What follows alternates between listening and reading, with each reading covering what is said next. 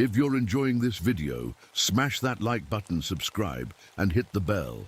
Share it with your friends and let me know in the comments where you're watching from. Every like and subscribe helps the channel grow. I still hear them sometimes, the whispers. Even now, 10 years later, miles away from Pisgah. The doctors say it's just the wind or my mind playing tricks. But I know better. I was there in '76 when the trees revealed what they truly were. My name is Robert Washington, Bobby to most folks. I took the ranger job at Pisgah National Forest to escape the memories of Vietnam.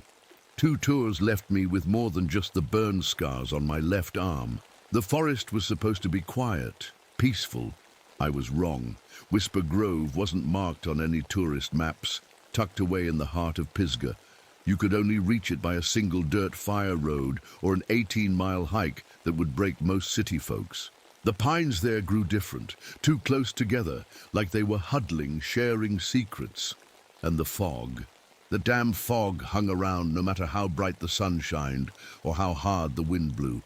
My boss, Senior Ranger Frank Phillips, had been working these woods for almost 30 years. Salt and pepper beard, weathered face that had seen everything, or so he thought. He loved to tell visitors about the Civil War skirmish where soldiers from both sides vanished without a trace. The forest claimed them, he'd say with a wink. I used to think it was just a story to spook campers.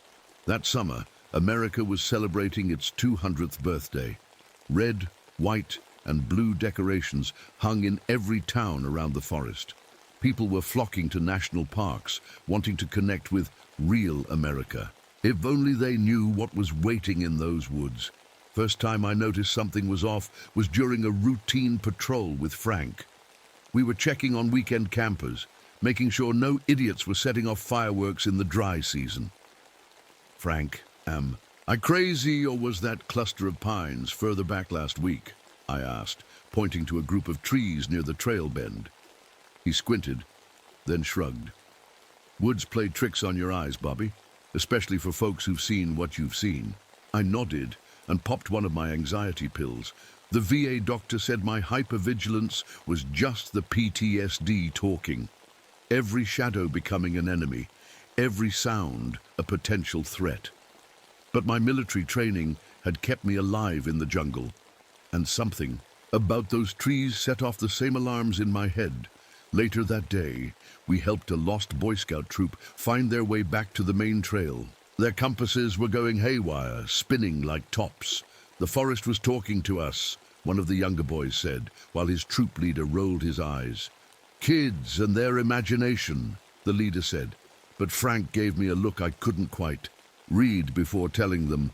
Local folks say some trees around here walk at night. Been saying it since before my granddaddy's time. That night in my cabin, I looked over my notes. Several pines had grown almost 2 inches in a week. That wasn't normal, not even close. Little did I know this was just the beginning. The forest was waking up, and it was hungry for more than just sunlight and rain. I woke up around midnight to a sound like someone whispering my name. Not loud, just a soft Bobby that could have been the wind. But the air was still that night. Grabbing my flashlight and service revolver, I stepped outside. The beam cut through darkness, but showed nothing unusual. Just as I was about to head back in, my light caught something shiny on the doorframe. Fresh sap, still sticky, in the perfect shape of a handprint. Just an animal, I told myself, but my heart was pounding like artillery fire. Morning brought a family of campers to the station, their kids wide-eyed with fear. There are faces in the trees, the little girl said, clutching her teddy bear. They watch us when we sleep. Her father looked embarrassed. Sorry, Ranger. She's been having nightmares. No problem, I said, giving the girl a junior ranger badge. Sometimes our minds see patterns in nature. But when I checked their campsite later, I found something that made my skin crawl. Pine cones and twigs arranged in a perfect circle around where they'd slept. Not random, deliberate. and carved into a nearby tree was a crude shape that looked almost like a person. The family packed up early, but not before the mother pulled me aside. "I'm not usually one for ghost stories," she whispered, "but I dreamed the forest was asking me to stay, to become part of it." She rolled up her sleeve to show me thin scratches running up her arm. I woke up with these, reaching toward a tree in my sleep. When I told Frank about it back at the station, he seemed off, distracted, kept rubbing his chest through his uniform shirt. "You feeling okay?" I asked. "Just an itch," he said, but when he stretched, I glimpsed something under his collar. "What?" "Looked like pine needles, somehow embedded in his skin. You've got something." I reached toward his neck. He jerked away. "It's nothing." Then calmer. "Just forest debris. You know how it gets everywhere." That afternoon, a group of college students hiking through reported, unusually aggressive squirrels and birds that seemed to be herding them deeper into the grove. "And the trees," one girl said. "This sounds crazy." But they weren't in the same places when we tried to backtrack. As they left, Frank offered to walk them to the trail junction. When he returned hours later, he was covered in sap and walking stiffly. "Got turned around," he explained, not meeting my eyes. Damn compass. Frank had worked these woods for 3 decades. He never got lost. That night, I took my flashlight and checked his office after he'd gone home. His desk calendar had strange markings, tally marks counting down to something starting a month ago, and a note scribbled in handwriting that didn't quite look like Frank's. "They're ready for more of us." I couldn't sleep. Every creak of the cabin sounded like footsteps. Every gust of wind carried whispers just below the level I could understand. But worst of all was the silence in between, like the forest was holding its breath, waiting. Morning arrived with pounding on my door. 4 college students, one of them crying. "Our friend Josh is missing," said a tall guy with glasses. "We were camping at Blue Ridge site. He went for a night hike and never came back. I grabbed my gear and radio. When did you last see him?" "Around midnight," the crying girl said. "He wanted to take night photos of the stars." I called Frank, who showed up looking worse than yesterday. His skin had a grayish tint, and he moved like his joints hurt. "Let's organize a search party," I said. "I'll call in some volunteers." By noon, we had 8 people split into teams. Frank insisted on leading one group himself. "We'll cover more ground," he said, his voice raspy. "Take the north section. I know a shortcut through the valley." Something felt wrong, but I didn't argue. We agreed to check in by radio every hour. My group included 2 of Josh's friends and a local hunter who'd volunteered. The forest seemed different today, darker despite the sun overhead. Birds weren't singing. "The trail should fork up ahead," I said after an hour of hiking, but it didn't. Where a clear path had been last week, now dense underbrush blocked the way. "That's impossible," I muttered, checking my map. My radio crackled. Frank's voice came through with static. "Any sign of the boy?" "Ooh," then something that sounded like, "The Grove wants," before cutting out. "Frank?"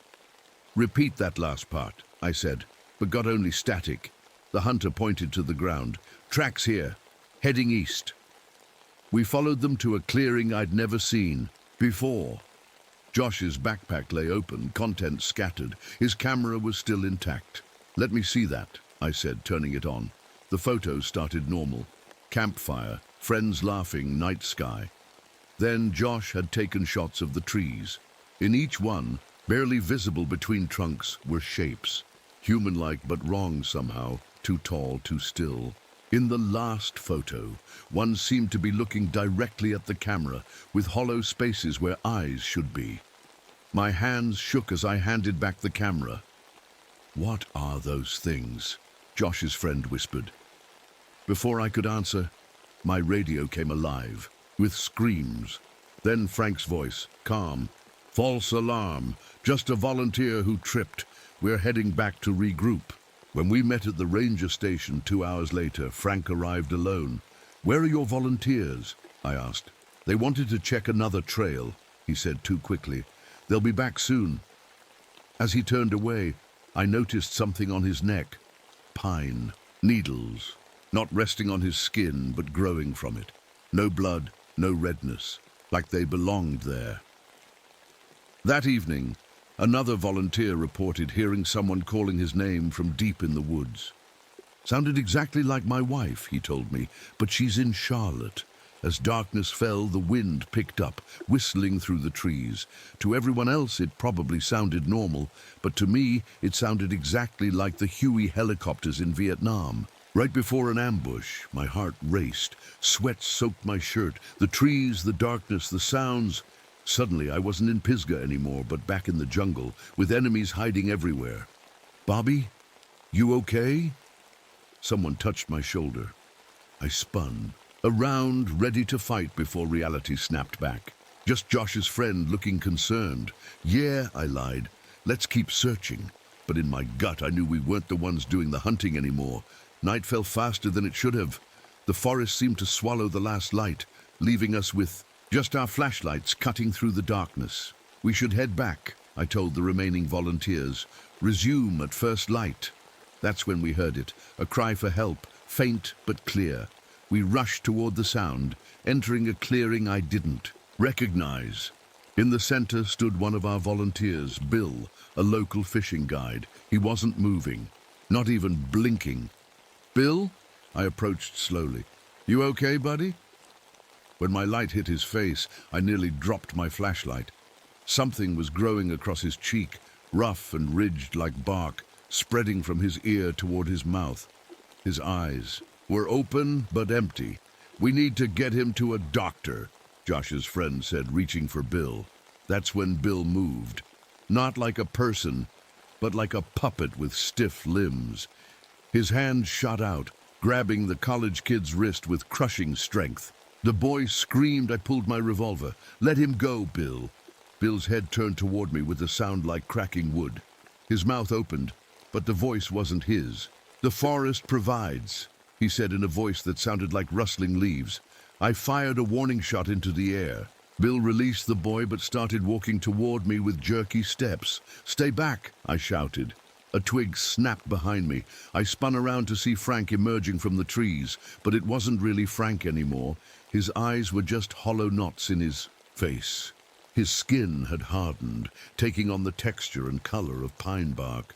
When he moved, I could hear creaking, like branches in wind. Bobby, Frank said, his voice a dry whisper, don't fight it. They only want to help. What happened to you? I backed away, keeping my gun raised. I've been chosen, Frank said. We become eternal this way, part of something greater. He raised his arm, now more branch than limb. The whispering ones have waited so long. They need more of us. As he spoke, I noticed other shapes emerging from the trees, twisted forms that were neither fully human nor fully plant. Some I recognized as the missing volunteers. Others were older with faces barely human anymore. The war poisoned you, Bobby, Frank continued, made you afraid, but fear ends when you join with the forest. No more pain, no more memories. This is insane, I said, still backing up. We tried with the soldiers first, Frank said, during the war. But they fought too hard. Now we understand. Gentle persuasion works better than force. My back hit something. Solid. A tree that hadn't been there seconds ago. I felt something wet and sticky on my neck. Sap dripping down from above. Frank smiled. They like you, Bobby. They've been watching you. I reached into my pocket, fingers closing around my lighter. In one motion, I flicked it on and held it to a low-hanging branch. The dry needles caught immediately. Frank screamed, not like a man, but like wind through hollow trunks. The fire created enough distraction for me to run. Crashing through underbrush, I heard movement all around, not just behind me, but from the trees themselves. Branches reached for me, roots rose up to trip me. I stumbled into another clearing and froze. One of our volunteers hung suspended, his lower body already merged with a massive pine trunk. His eyes were open, aware. His mouth worked silently. Help! Me! He managed to gasp. I stepped closer. His legs were gone, bark growing upward over his hips. Roots had burst through his stomach, connecting him permanently to the tree. "Can you get free?" I asked, knowing the answer. He shook his head, tears streaming down his face. "I can feel the roots inside me moving." I looked into his eyes and saw unspeakable pain there, and something worse, the fear of what he was becoming. "Please," he whispered. I raised my gun, hand shaking. "I'm sorry." After I ran without stopping, the sound of the shot echoing through the forest. Behind me, the whispering grew louder, angry now. They knew what I'd done. By the time I reached the ranger station, I was covered in cuts and scratches. Some were from branches. Others were from things that only looked like branches. I locked the door, pushed a desk against it, and tried to make sense of what I'd seen. But how do you make sense of trees that walk, of people turning to wood, of a forest that hungers? All I knew was that Frank was gone, replaced by something ancient and patient, and it wanted more. Dawn broke with a reddish light that barely penetrated the windows. I hadn't slept. How could I? Every creak of the old station sounded like footsteps. Every scratch of branches against the roof made me reach for my gun. I tried calling for backup on the radio. "This is Ranger Washington at Pisgah Station 7. We have a serious situation. Multiple missing persons. Request immediate assistance." The response came through with static. "Washington, this is dispatch. Are you injured? You sound stressed." "No, I'm not injured. But something's happening in Whisper Grove. People are..." I stopped. How could I explain? Just send help. "What exactly is the nature of the emergency?"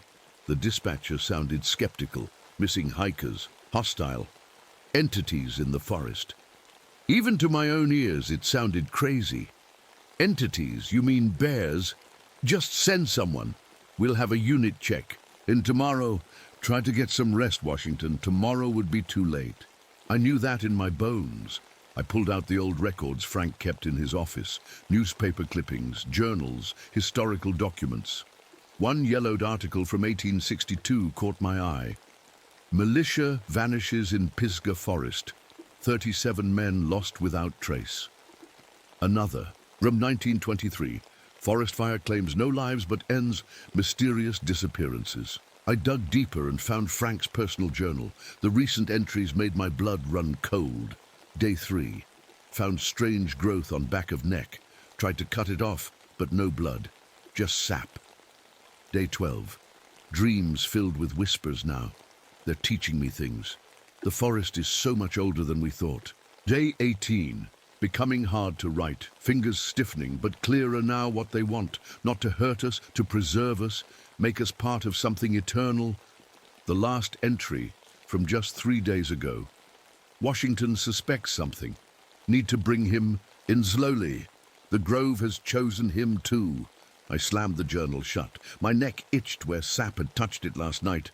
I ran to the bathroom mirror and turned my head. 3 tiny green buds were sprouting from my skin. "No!"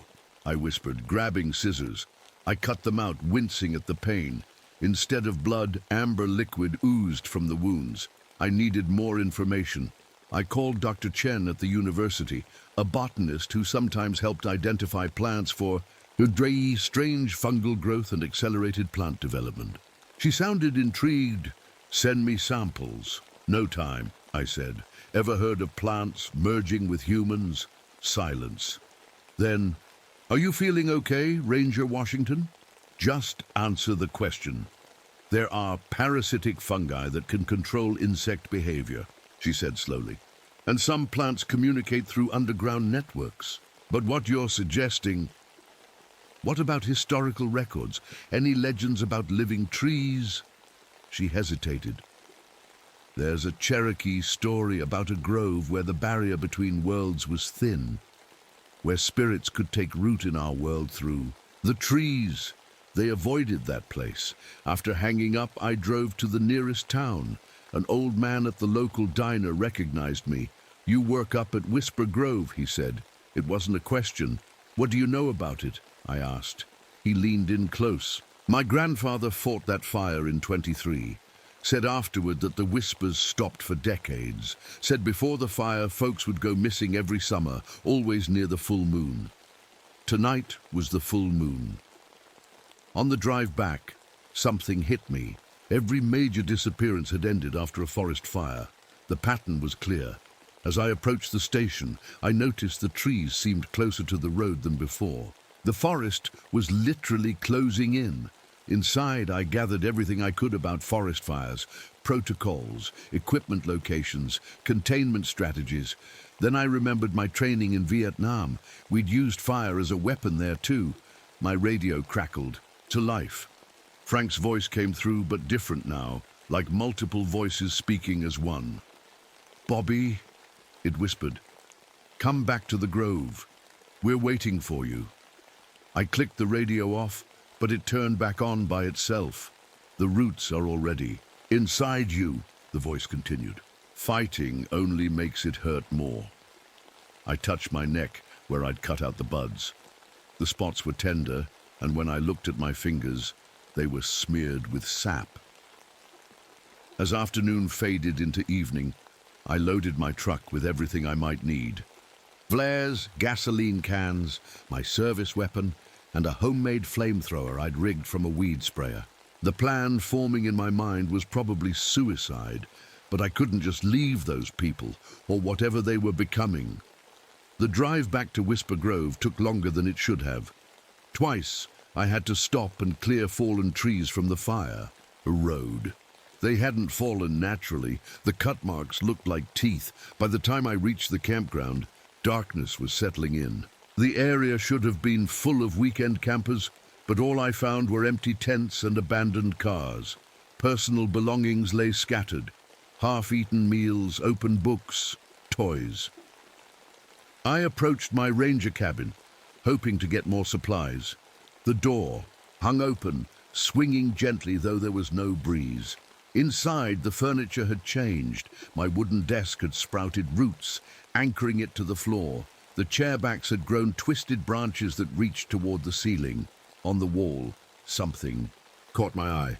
Children's drawings, pinned where my maps used to be. Each showed the same thing. Stick figures standing among trees with faces. A noise outside made me freeze. Through the window, I saw movement. A procession of figures walking slowly into the deeper woods. Some walked normally. Others moved with the stiff, jerky motions I'd seen in Bill. At the head of the group was Frank, now barely recognizable as human. I ducked down as they passed, watching through the window. Among them were the missing campers, including children. One small boy turned toward my cabin, his face half covered in bark, eyes pleading. I had to follow them, had to see where they were going and what was happening. Maybe there was still time to save some of them. Keeping to the shadows, I trailed the group for nearly a mile. They followed no trail I knew, yet moved with purpose. We entered a part of the forest I'd never seen, where the trees grew so densely that branches interlocked overhead, blocking the moonlight. The procession stopped at a clearing.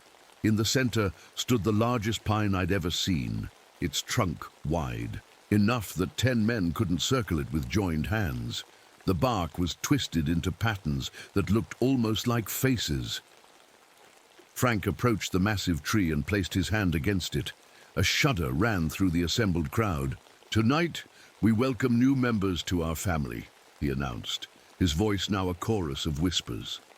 "Tonight, the grove grows stronger." 2 men brought forward a struggling figure, one of the college students who'd reported his friend missing. They pressed him against a nearby tree. At first, nothing happened.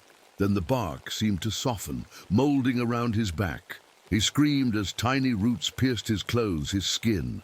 "Don't fight," Frank said soothingly. "The first moments hurt, but then there is only peace." The student's screams turned to whimpers, then stopped altogether. His face went slack, eyes glazing over. The tree pulled him deeper, wood flowing over his limbs like water. I'd seen enough. I needed to get these people out. I stepped forward without thinking, calling out, "Stop! This isn't right!" Every head turned toward me. Frank smiled. "Bobby, you came back to us." He gestured at the massive tree. "Mother has been waiting to meet you." "Let these people go," I demanded, hand on my gun. Frank laughed, a sound like wind through dead branches. "They came willingly, just as the soldiers did once they understood." "What soldiers?" "The Lost Company. Union and Confederate both. They fought here, bled here, fed the grove with their blood and fear. Mother took pity and gave them new purpose." As he spoke, I noticed a young girl no more than 8 being led toward another tree. "Not the children," I said, drawing my gun. "The young adapt best of all," Frank replied. "Their minds are open to—" The sound of helicopter blades suddenly filled the clearing. Not real, just in my head. The PTSD episode hit me like a freight train. Suddenly, I was back in Vietnam, surrounded by enemies. I fired wildly, the gun's report echoing through the trees. People scattered. Someone screamed. I saw Frank moving toward me, his wooden fingers reaching. When my vision cleared, I was alone in the clearing, a park ranger with a smoking gun. I'd hit someone. There was blood on the ground, but not much. Just a few drops that quickly turned amber. I ran back toward the campground, mind racing. The evacuation had failed. I'd made things worse. Now they knew I was coming for them. Back. At my truck, I tried the radio again. No response. I was on my own. A rustling sound came from behind me. I spun around, gun raised. "Please," a small voice said. "Help me." From the shadows emerged the young boy I'd seen earlier, the one with bark growing on his face.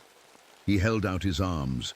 Thin roots were pushing through the skin, reaching toward the ground. "It hurts," he whispered. "I don't want to be a tree." "Come." "Here, son," I said, holstering my gun. "What's your name?" "Tommy," he said, stepping into the light. Up close, his condition was worse than I'd thought. The bark covered nearly half his face, and when he walked, his right leg dragged stiffly. "My Mom and Dad," his voice broke, "they're already trees. They don't talk to me anymore." I knelt down. "I'm going to help you, Tommy, and everyone else if I can." I lifted him into the truck cab and looked at his arms. The roots growing from his skin were thicker than before, some as wide as pencils. "Does it hurt when I touch them?" I asked, gently prodding one. He shook his head. "Not anymore. I can't feel much now, but I can hear things. The trees talk all the time." "What do they say?" Tommy's eyes filled with tears. "They want more people. They're hungry. They say soon they'll be strong enough to spread beyond the forest." I started the truck, but Tommy grabbed my arm. "Not that way. They'll be watching the road. We need to get you to a hospital." "It's too late for that," he said with the resigned voice of someone much older. "But I can show you what they do, where they take people to plant them. Every instinct told me to get this kid out of the forest. But he was right. The transformation had progressed too far, and I needed to understand what we were dealing with." "Okay, Tommy, where do we go?" He directed me down an unmarked firebreak, deeper into the grove. We abandoned the truck when the path became too narrow and continued on foot, Tommy leading despite his stiff leg. "It's just ahead," he whispered eventually. We crouched behind a fallen log and looked into a narrow valley I'd never seen before. What I saw there haunts me still. Rows of trees, perfectly spaced, each with a human partially absorbed into its trunk. Some were freshly planted, still conscious, their limbs and heads protruding from the bark. Others were nearly completed, just a face visible, forever frozen in an expression of bliss or horror. "The nursery," Tommy whispered. "This is where we all end up." Movement caught my eye. Frank and several tree people tending to the crop. They moved between the rows, feeding the newly planted with something that looked like thick sap from buckets. "What are they doing?" I asked. "Feeding them," Tommy said. "Once you're planted, you can't get your own food, not until your roots grow deep enough." As we watched, Frank stopped at a tree containing a middle-aged woman. Only her face remained.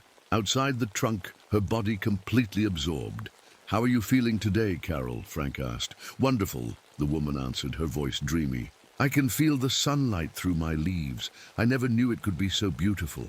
Soon you'll be fully one with us, Frank said, stroking her cheek with his wooden fingers. Your consciousness will join with Mother's. What is Mother? I whispered. To Tommy, the big tree you saw. She's the oldest, the first one. She holds all the memories. A sudden commotion drew our attention. One of the freshly planted, a teenage boy, was struggling violently against the tree, consuming him. I don't want this, he screamed. Let me go. Frank approached him calmly. The panic is temporary. Your human mind fighting the inevitable. Please, the boy sobbed. I want to go home. Frank pressed his hand against the boy's forehead. You are home now. Something passed between them, a green glow that traveled from Frank's fingers into the boy's skin. The teenager's eyes widened, then slowly closed, his resistance fading. What did he do to him? I asked Tommy. Shared the collective mind, Tommy whispered. Once you see what they see, feel what they feel, it's hard to fight anymore. I felt sick. These things weren't just killing people, they were converting them, making them want to be consumed. As we turned to leave, Tommy stumbled, his leg now completely wooden from knee to foot. He fell with a crack that echoed through the trees. Frank's head snapped in our direction. Who's there? I grabbed Tommy and ran, no longer caring about stealth. Behind us, I heard Frank calling, We know it's you, Bobby. You can't stop the changing. We made it back to the truck, but Tommy was getting worse by the minute. The bark had spread across his chest now, and his movements were becoming stiffer. You need to burn it, he said as I drove frantically back toward the main road. Burn what? The nursery? He shook his head. Everything, the whole grove. It's the only way. There are people back there, Tommy. Some might still be saved. He looked at me with eyes that were beginning to cloud over with a green film. Not people anymore. Not for long. His voice had started to take on the same rustling quality as Frank's. I can feel her in my head now. Mother, she's so old, Bobby. She's been here since before people. I touched my neck where I'd cut out the buds earlier. Fresh ones were growing. Again, larger this time. You too, Tommy said, noticing my gesture. It's already starting. As we drove, I noticed roots growing from Tommy's body into the seat of my truck. By the time we reached the ranger station, he couldn't move at all. His lower body completely transformed into wood. I'm scared, he whispered as I carried him inside. I know, buddy. I know. I laid him on my cot and watched helplessly as the transformation accelerated. Within an hour, his arms had hardened into branches, thin twigs sprouting from his fingertips. Can you still hear me, Tommy? I asked. Yes, came his voice, though his lips no longer moved. The sound seemed to come from the rustling of the twigs, growing from his body. But I hear them too now, all of them, so many voices. Fight it, Tommy. Too strong. His eyes, now just knots in a face of bark, somehow still held expression. Don't let them take the whole forest. Promise. I promise, I said, my voice breaking. By morning, where Tommy had been, there was only a small, perfectly formed pine sapling growing impossibly from my cot. And on my neck, the buds had grown into small branches that I could no longer pull out without tearing my own flesh. I was running out of time. Each hour, the growths on my neck spread further. I could feel them under my skin, thin tendrils working. Their way toward my heart, my brain. Every few hours, I had to burn the visible shoots with my lighter. The pain was terrible, but watching Tommy's transformation had scared me more than any pain could. My radio came to life again. This time it wasn't Frank's voice, but a chorus of whispers. Why do you fight us, Bobby? Your kind cuts down forests, paves the earth, poisons the air. We offer harmony, eternal life. I smashed the radio against the wall, but the whispering continued in my head. I called my supervisor in Asheville again. I need a fire crew at Whisper Grove. Now. Washington, we got your messages. Rangers Phillips and Martinez are headed your way to check on you. My blood ran cold. Frank he's part of the problem, and there is no Ranger Martinez at this station. Martinez arrived last week, transfer from Olympic National Park. Phillips said you've been under a lot of stress lately. They thought I was crazy. And worse, something calling itself Martinez was coming, probably another tree person sent to stop me. Listen to me, I said desperately. There's something in these woods. It's taking people, dozens of them. Check the campground. There are abandoned cars, tents. Calm down, Washington. The team will be there in a few hours. Just sit tight. But I couldn't wait. By then, the roots might be too deep in me. And who knew how many more people would be planted tonight? I grabbed the ranger station's emergency protocols book and flipped to the section on forest fires. There were maps showing fire breaks, water sources, evacuation routes. Everything I needed. Next, I broke into our equipment shed. Inside were exactly what I needed. Drip torches used for controlled burns, cans of fuel, flares. I loaded everything into my truck. Then I remembered my Vietnam training. We'd used napalm there, gas mixed with soap to make it stick and burn longer. I raided the station's cleaning supplies and mixed up several bottles of homemade incendiary bombs. As I worked, the pain in my neck grew worse. When I looked in the mirror, my eyes had a greenish tint I'd never seen before. My skin near the growths had hardened, taking on a pattern like wood grain. "Get out of my head," I whispered. A voice that wasn't mine answered through my own lips. "We are offering you a gift, soldier. No more nightmares, no more being alone." I slapped myself hard. Not today.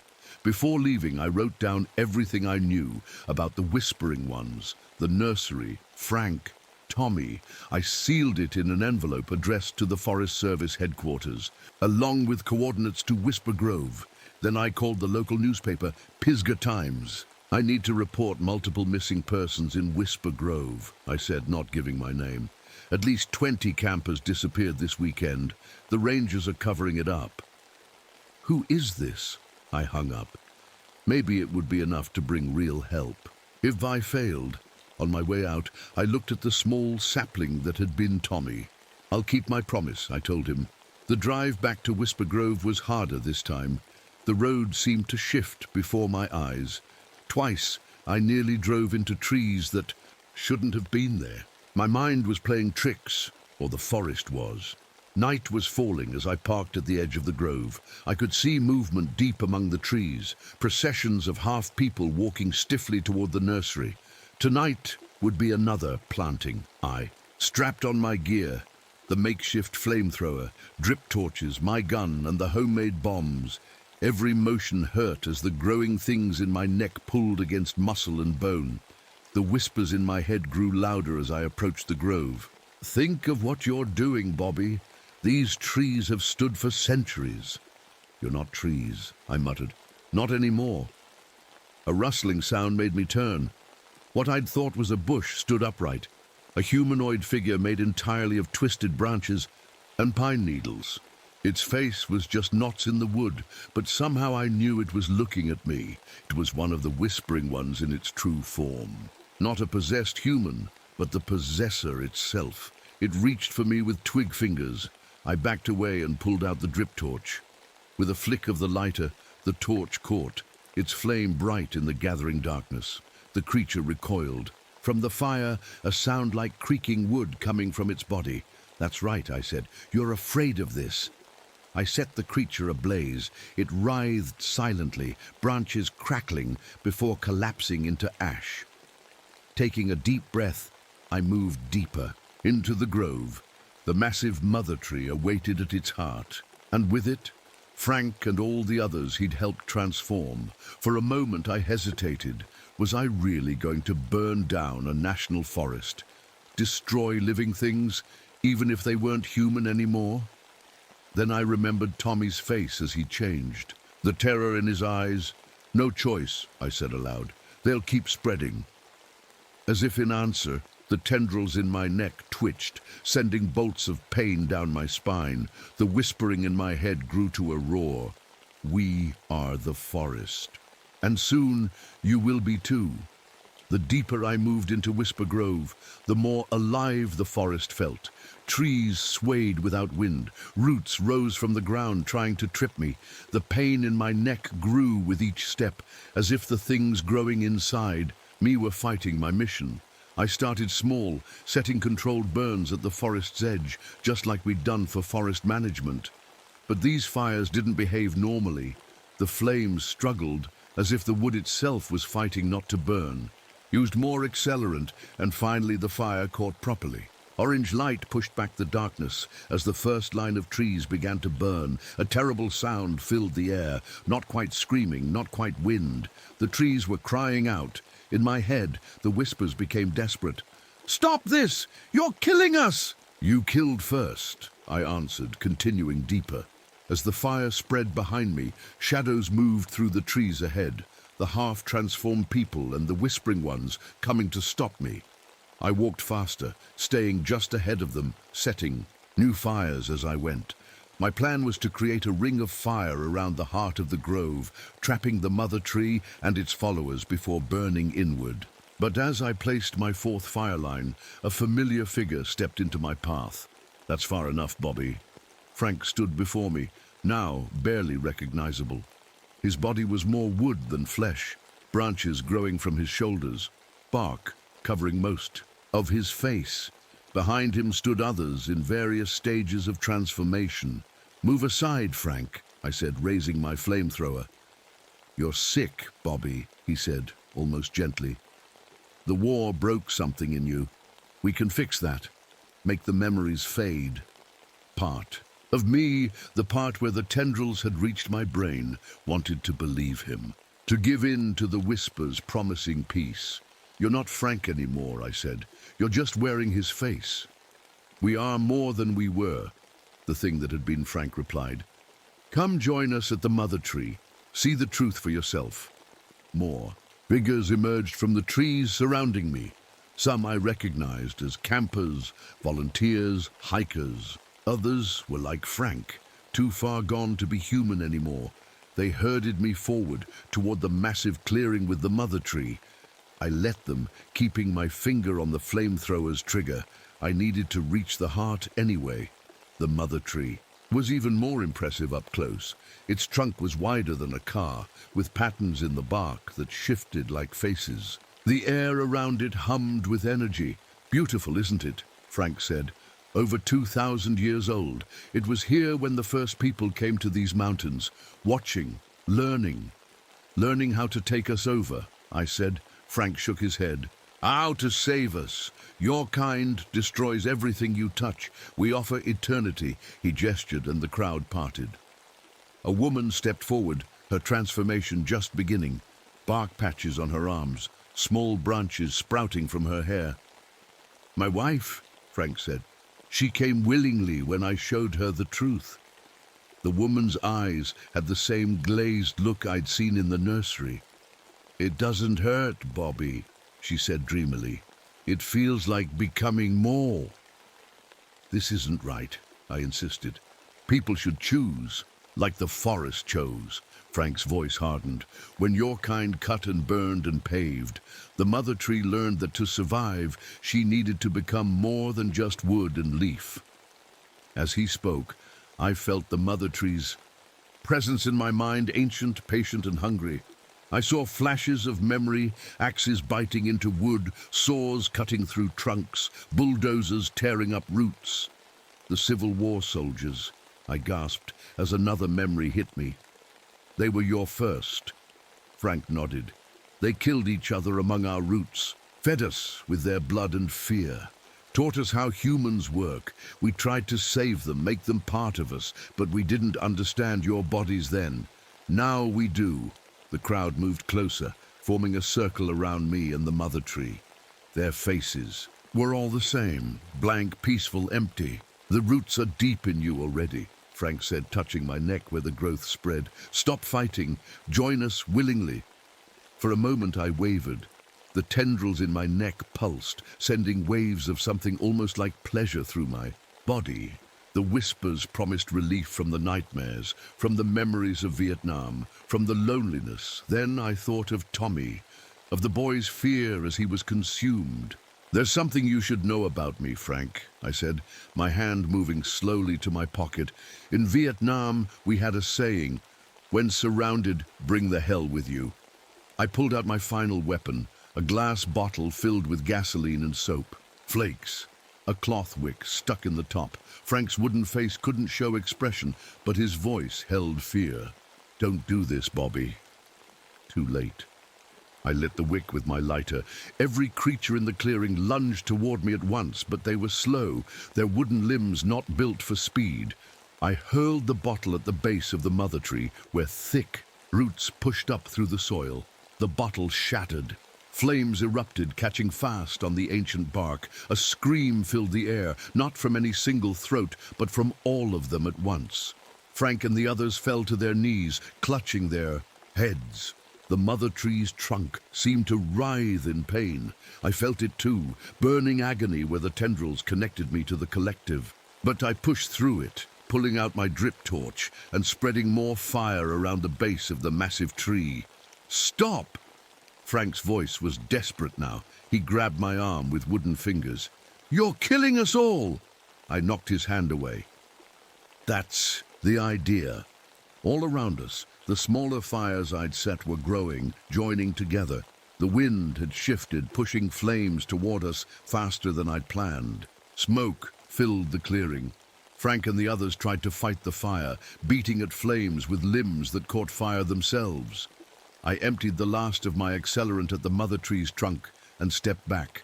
As the great tree burned, something happened to the transformed people. They staggered, confused, as if waking from a dream. Some screamed, seeing what they'd become. Others collapsed entirely, the controlling force gone from their wooden bodies. I backed away from the inferno, heading for the nearest firebreak. But I'd underestimated how quickly the fire would spread. The wind had picked up, carrying embers high into the canopy. Now the treetops were catching, creating a crown fire that raced ahead of the ground flames. My escape route was cut off. Fire surrounded me on all sides.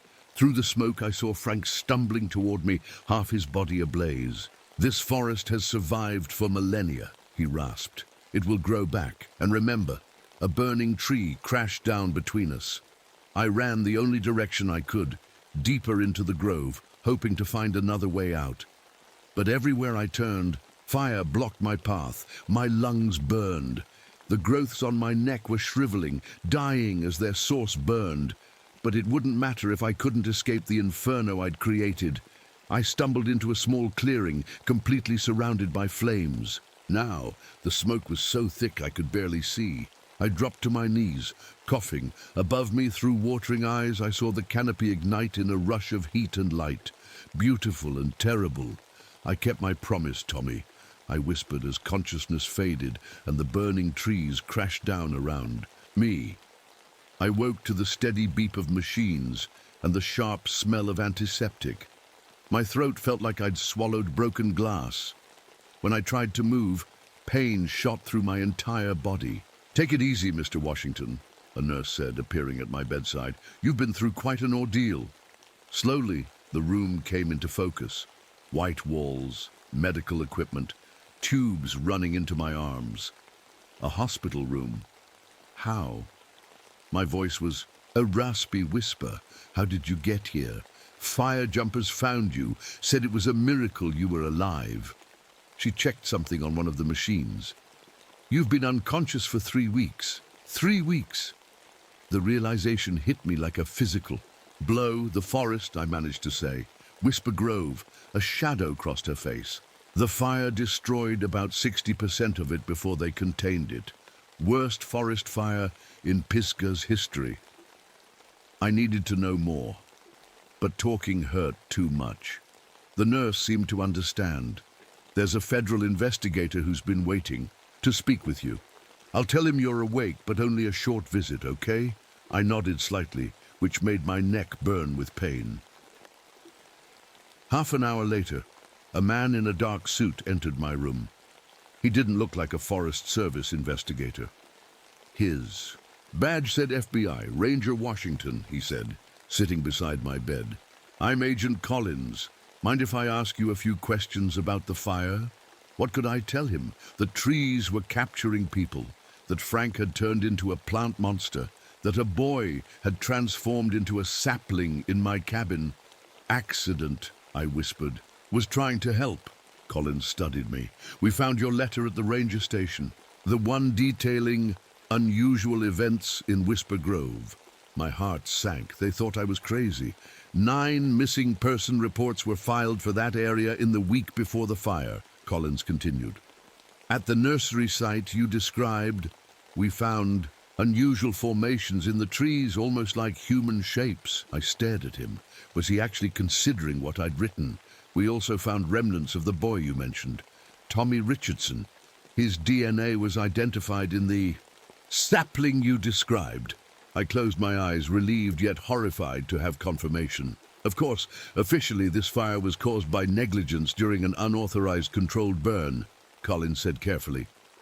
You'll likely face charges once you've recovered. Understand, I whispered. He leaned closer. Unofficially, there have been similar incidents reported in other forests. Nothing confirmed, nothing we could prove in court, but enough to make some of us wonder. He pulled something from his pocket, a small jar containing what looked like bark and pine needles. This was embedded in your neck. Doctors initially thought it was debris from the fire, but it's not quite plant material as we understand it. Lab says the cellular structure is unlike anything they've seen. I wasn't crazy. It had all been real. Rest now, Collins said, standing. We'll talk more when you're stronger. The days that followed passed in a haze of pain medication and healing. The doctors marveled at my injuries. Not just burns, but strange wood-grain patterns across my skin where the tendrils had been growing.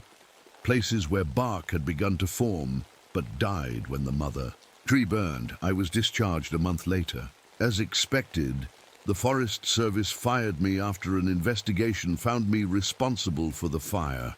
My pension was gone, my reputation destroyed. Some local papers even suggested I might have harmed the missing people before starting the blaze. Agent Collins visited me one more time before I left the area. We're keeping an eye on the regrowth in Whisper Grove, he said, and similar locations across the country. They'll come back, I told him. Frank said the forest remembers. Collins nodded grimly. We've established a monitoring station. Any unusual growth patterns, and we'll know. It won't be enough, I warned. You need people who understand what they're looking for. That's how I ended up as an ecological consultant for a classified FBI unit. My official job was to help identify suspicious forest activities, drug operations, illegal campsites, that sort of thing. Unofficially, I was looking for signs of the Whispering Ones. For 10 years now, I've watched the regrowth at Whisper Grove and similar sites across the country. Most days, it seems like an ordinary forest recovery after a fire. New saplings growing, straight and true, wildlife returning. But sometimes, when the wind is right, I hear whispers in the young trees. And in certain spots, the pines grow too close together, in patterns that look almost like human forms when seen from a distance. The scars on my body tell their own story. Where the tendrils once grew, my skin healed with swirling patterns like wood grain. Sometimes they itch when I'm near dense forest, a reminder that part of me will always be connected to what happened. I keep a carefully tended bonfire at my cabin's edge every night, not just for warmth, but as a warning, as a promise, because the trees are growing back in Whisper Grove, and sometimes, when I'm checking the regrowth patterns, I swear I see a familiar face in the bark of a young pine, Frank's eyes watching me from the wood. The forest is patient. It can wait decades, centuries, but so can I. And next time, I'll be ready when the pines have eyes again.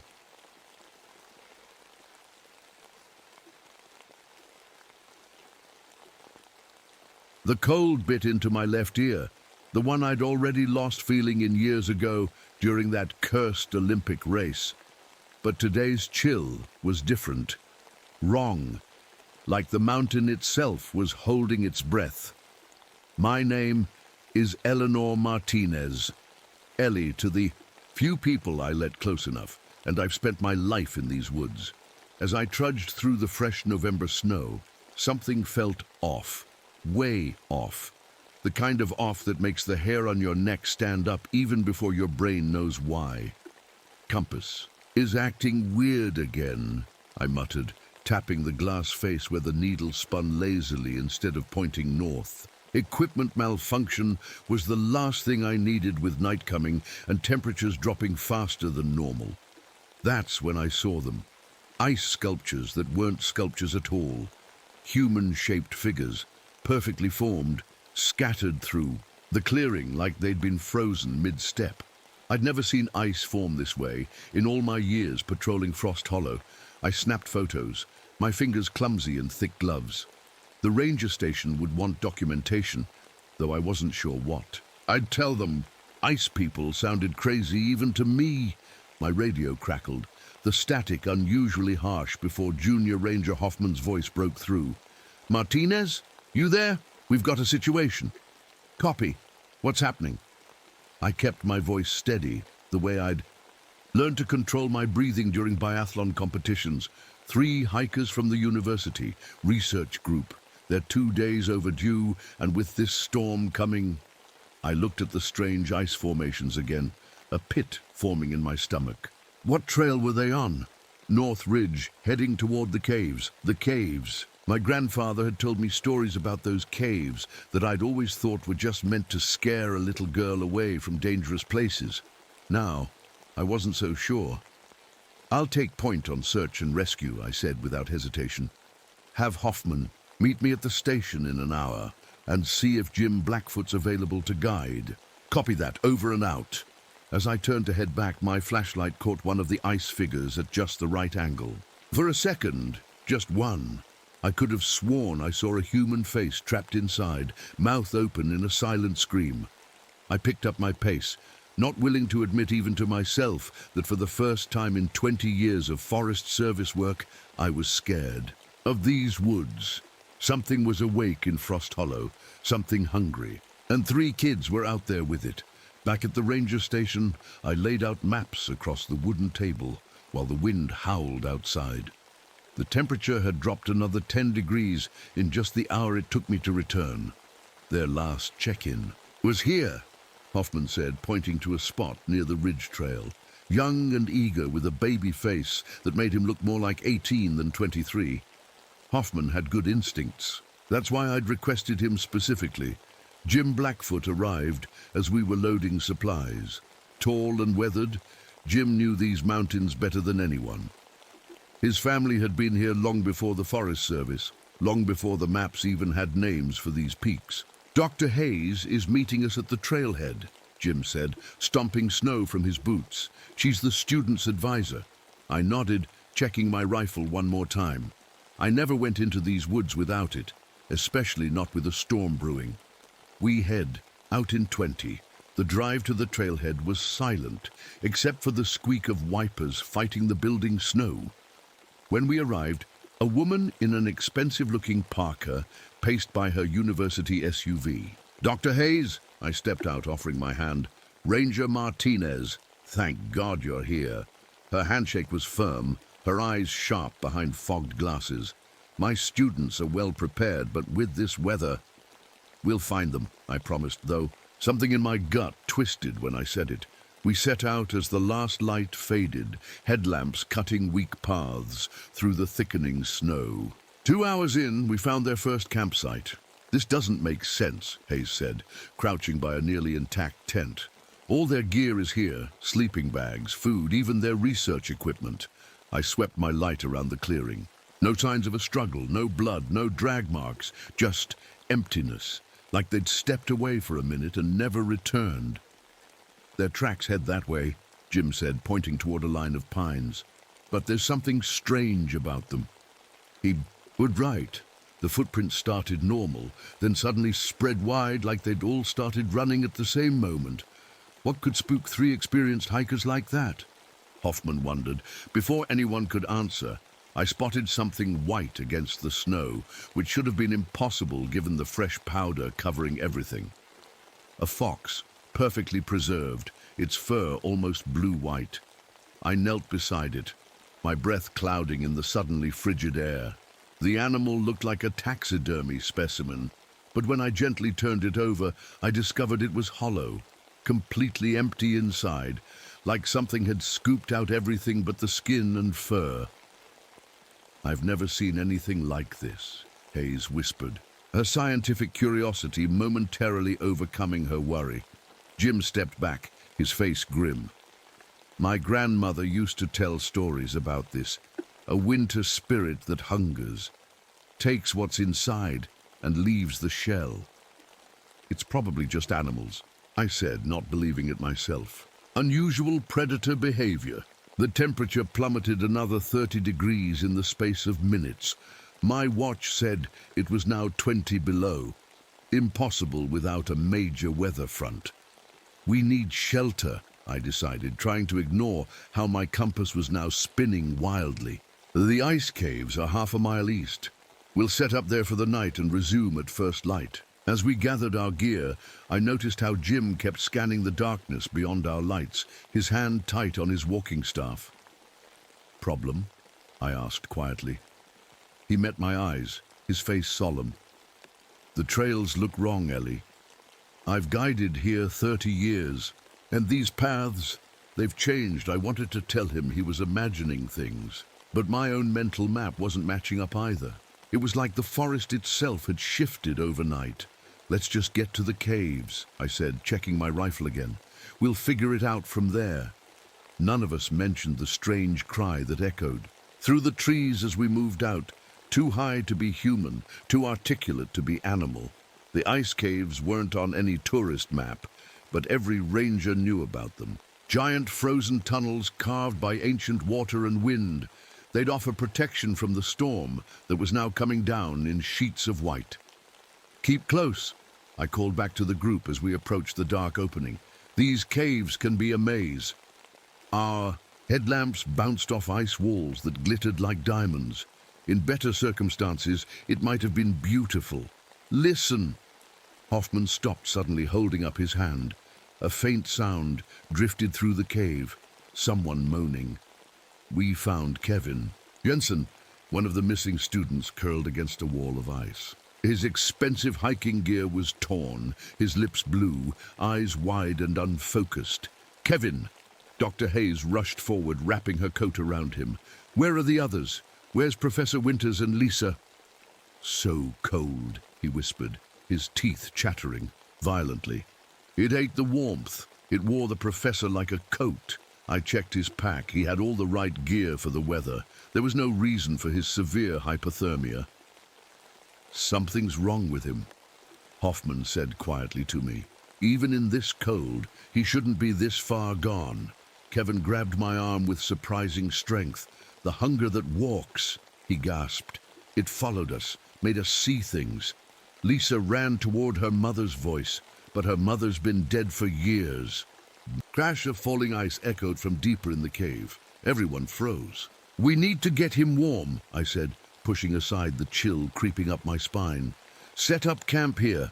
Hoffman, help me gather what wood we can find near the entrance." Outside, the storm had become a localized blizzard. I couldn't see more than 3 feet ahead, even though patches of clear sky were visible directly overhead. "That's not natural," Hoffman murmured, looking up at the weather pattern. "None of this is," I admitted. "Let's hurry." We managed to start a small fire in the caves. Mouth using the last of our emergency fuel, Kevin continued rambling about hunger and cold, while Dr. Hayes tried to get his temperature up. Jim pulled me aside, his expression grave. "Martinez, we need to leave at first light. Something is hunting here." "We can't leave the other students," I insisted. "I don't think there are other students to find," he replied. "Not anymore." I was about to argue when Kevin suddenly went quiet. He'd been babbling continuously for hours, so the silence was jarring. "Kevin?" Hayes leaned over him. "Can you hear me?" His eyes were fixed on the darkness beyond our fire. It's here, he whispered. We all turned to look, but nothing was there, just icy shadows dancing in the firelight. Taking the first watch, I sat with my back against the wall, rifle across my lap. The others eventually drifted into uneasy sleep, except for Kevin, who kept staring into the dark with wide, terrified eyes. Sometime in the deepest part of night, I must have dozed off, despite my best efforts. I woke with a jerk, instantly aware. Something was wrong. Kevin was gone. "Everyone up!" I shouted, grabbing my flashlight. Where the student had been lying was just a depression in the sleeping bag. A thin trail of frost led deeper into the cave, as if something cold had been dragged across the ground. "How did we not hear anything?" Hayes asked, her voice shaking. We followed the trail, weapons ready. The frost path ended abruptly at a wall of ice that hadn't been there before, a wall that completely blocked our way back to the cave entrance. "We're trapped," Hoffman whispered. From somewhere deeper in the cave came a sound that might have been wind, might have been breathing, and beneath it, just on the edge of hearing, what sounded like Kevin screaming. "There has to be another way out," I said, trying to keep my voice steady while examining the ice wall. It was at least 8 inches thick. We'd never break through it with what we had. "This wasn't here last night." Hoffman ran his gloved hand over the smooth surface. "How is that possible?" I didn't have an answer that made any sense. "The caves go deeper," Jim said. "They connect to an old mining tunnel about 2 miles in. If we can reach that, we can get back to the surface." "And Kevin?" Hayes asked, her voice barely a whisper. The scream had stopped. The silence that followed was worse. "We'll look for him as we go," I promised, though I was beginning to suspect we wouldn't find him alive. The deeper passages narrowed, forcing us to walk single file. Our headlamp beams caught strange formations in the ice, bubbles that seemed to shift when viewed from different angles. "The temperature's dropping again," Hoffman noted, checking his thermometer. "It's 30 below now." That was when we found Kevin, or what was left of him. His body was propped against an ice wall, frozen solid in a sitting position, eyes wide open and mouth stretched in that scream we'd heard. But the worst part was that he was hollow, emptied, out like the fox I'd found earlier. Next to him, arranged in a circle, were other frozen bodies. One was an older man in a torn university jacket. Professor Winters, I assumed. The third was likely Lisa, the final missing student. Jim stared at the arrangement, his face ashen. "This is a warning. The circle means danger beyond." "What did this?" Hayes whispered, her scientific skepticism finally cracking. A shadow moved. At the edge of our light, something tall and lean with too many points. Before I could focus on it, it was gone, moving faster than anything should be able to move. "Run!" I shouted. But there was nowhere to go except deeper into the cave. We rounded a corner and found ourselves in a large chamber. Behind us, ice began, forming rapidly across the entrance we'd just come through. "What the hell?" Hoffman breathed, watching the ice wall seal us in. "Everyone calm down," I ordered. "There has to be an explanation. Check your packs for anything we can use as tools." While searching, Hoffman found something stuffed in a crack in the wall. A leather journal, the pages stiff with age and cold. "June 1935, he read. "Third day in the cave.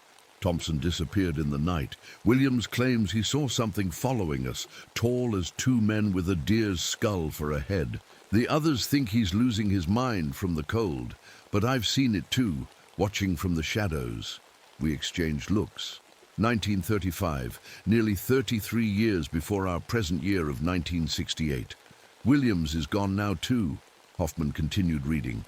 "I found his clothes by the south passage, empty like he'd just stepped out of them. The cold is different here. It's alive somehow. It hungers. If anyone finds this, stay away from Frost Hollow during the deep winter. It wakes entry ended abruptly, every 33 years. Jim finished quietly. "The legend says it wakes to feed every 33 years for 7 days. A scream cut through the chamber, Dr. Hayes's voice. though she was standing right beside me looking just as startled. "That wasn't me," she whispered. The scream came again, this time from another direction entirely. It was Hayes's voice, perfectly mimicked, calling for help. "Don't separate," I warned, but Hayes was already moving toward the sound. "Lisa, is that you?" she called. A blinding white flash filled the chamber. When my vision cleared, Hayes was gone. "Hayes!" I shouted. No answer came back, except the echo of my own voice. Hoffman's flashlight beam caught something moving along the high ceiling, a shadow with antlers, crawling like an insect across the ice. "Don't look at it," Jim hissed, pulling us toward a narrow side passage. "That's how it gets in your head." We ran, the temperature plummeting with each step. Behind us came a sound, like branches breaking, or bones snapping back into new positions. And even though I told myself not to, I looked back once. What I saw in that brief moment would never leave me. A skeletal figure stretched impossibly tall, its limbs wrong in every way, crawling after us with a deer's skull where its head should be. Ice crystals grew from its joints with each movement. It wasn't a man, it wasn't an animal, and it was gaining on us.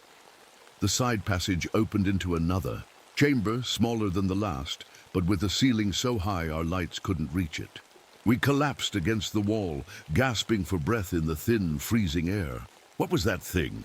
Hoffman wheezed. Jim pulled a flask from his coat and took a drink before passing it to us. "My people call it the Wendigo, a spirit born from hunger and cold." "That's impossible," I said, but the words sounded hollow even to me after what I'd just seen. "Explain what happened to Kevin then," Hoffman challenged. "Or that thing that looked like it was wearing a deer skull." Jim nodded grimly. "The legend says it was once a man named Jeremiah Frost. His expedition got trapped here in 1867 during a blizzard like this one. When their food ran out, he killed and ate the others. The Wendigo spirit took him then." I remembered the stories. My grandfather told how his own father had been part of a rescue team in these mountains back in 1902. 3 members of that team never returned. "If it's real," I said slowly, "how do we fight it?" "Fire," Jim replied. "It fears fire more than anything. The spirit may be immortal, but the flesh it wears can burn." While we talked, Hoffman had been examining the chamber walls with his light. "Guys, you need to see this." The ice was unnaturally clear in patches like windows. Behind them were bodies, dozens of them preserved in the ice. Men, women, some in clothes at least a century old, some in more modern gear. "My God," I whispered, recognizing a Forest Service uniform from the 1930s on one of the bodies. I wiped frost from the name tag. Martinez, my grandfather's brother, the uncle I'd been named after, who disappeared when my grandfather was just a boy. "They're all empty," Hoffman said, pointing his light to show how each body was hollowed out, just shells of what they had been. "It takes what's inside," Jim explained, "not just the flesh and organs, the spirit, the knowledge, the memories. It gets stronger with each feeding." I pulled my camera from my pack. "We need proof. No one will believe this otherwise." The flash illuminated the chamber better than our lights. In that bright moment I saw cave paintings on the wall opposite. The bodies, primitive images showing stick figures around a fire pit with something tall and antlered trapped inside. "It's a ritual circle," Jim said, examining the paintings. "Our ancestors knew how to contain it when it woke. They'd lure it into a ring of fire." The temperature suddenly dropped again. Our breaths came out in thick white clouds. "It's coming," Jim whispered. We huddled together, backs against the wall of frozen bodies, as the shadows in the chamber began to move on their own. "Stay calm," I ordered, though my own heart was racing. "Remember, it's hunting us. Don't let it separate us." Again, from the darkness came Hayes's voice. "Help me, please, I'm hurt." Then another voice, a young woman's. "Mom? Mom, is that you?" Hoffman stiffened beside me. "That's my mother," he whispered, "but she died when I was 10. "It's not real." I gripped his arm. "It's using our memories. A third voice echoed through the chamber, an old recording playing in my head. The announcer from the 1960 Olympics, and Martinez approaches the final target, just needs this shot for gold. Oh, a controversial miss. The judges are reviewing. The voice was so real, so clear. I could feel the rifle in my hands again, taste the bitter disappointment as the gold slipped away on a judge's call. "Don't listen!" Jim shouted, shaking me. "Look!" On the far side of the chamber stood Dr. Hayes, or something that looked exactly like her. She was unnaturally still, her skin blue-white, eyes like glass. "Help me," the Hayes thing said, her voice perfectly normal, though her lips barely moved. "I found a way out." Jim shot forward, pushing Hoffman and me back. "Stay away. It's not her." The Hayes thing smiled, the expression cracking her frozen face. She reached toward Jim with fingers that were too long, too sharp. I raised my rifle and fired without hesitation. The bullet hit Hayes square in the chest. Instead of blood, she shattered like glass, exploding into 1,000 ice shards that fell tinkling to the ground. "An ice copy," Hoffman gasped. "It made a fake Hayes." But where's the real one, I wondered. That's when the Wendigo attacked from. Above, dropping from the darkness of the ceiling directly onto Jim. The creature moved so fast I could barely track it. One moment it was on Jim. The next, it had retreated back into the shadows, leaving him bleeding on the icy floor. "Jim!" I rushed to his side, Hoffman right behind me. A deep gash ran across Jim's chest, the blood freezing almost as soon as it hit the air. His eyes were wide with pain and fear. "Fire," he gasped, clutching my arm. "Remember, fire is the only way." I tore strips from my thermal undershirt to bandage him while Hoffman kept watch, his flashlight beam jerking nervously from shadow to shadow. "We need to move," I said, helping Jim to his feet. "Can you walk?" He nodded grimly, though his face had gone pale beneath his tan. "Not fast, but I can move."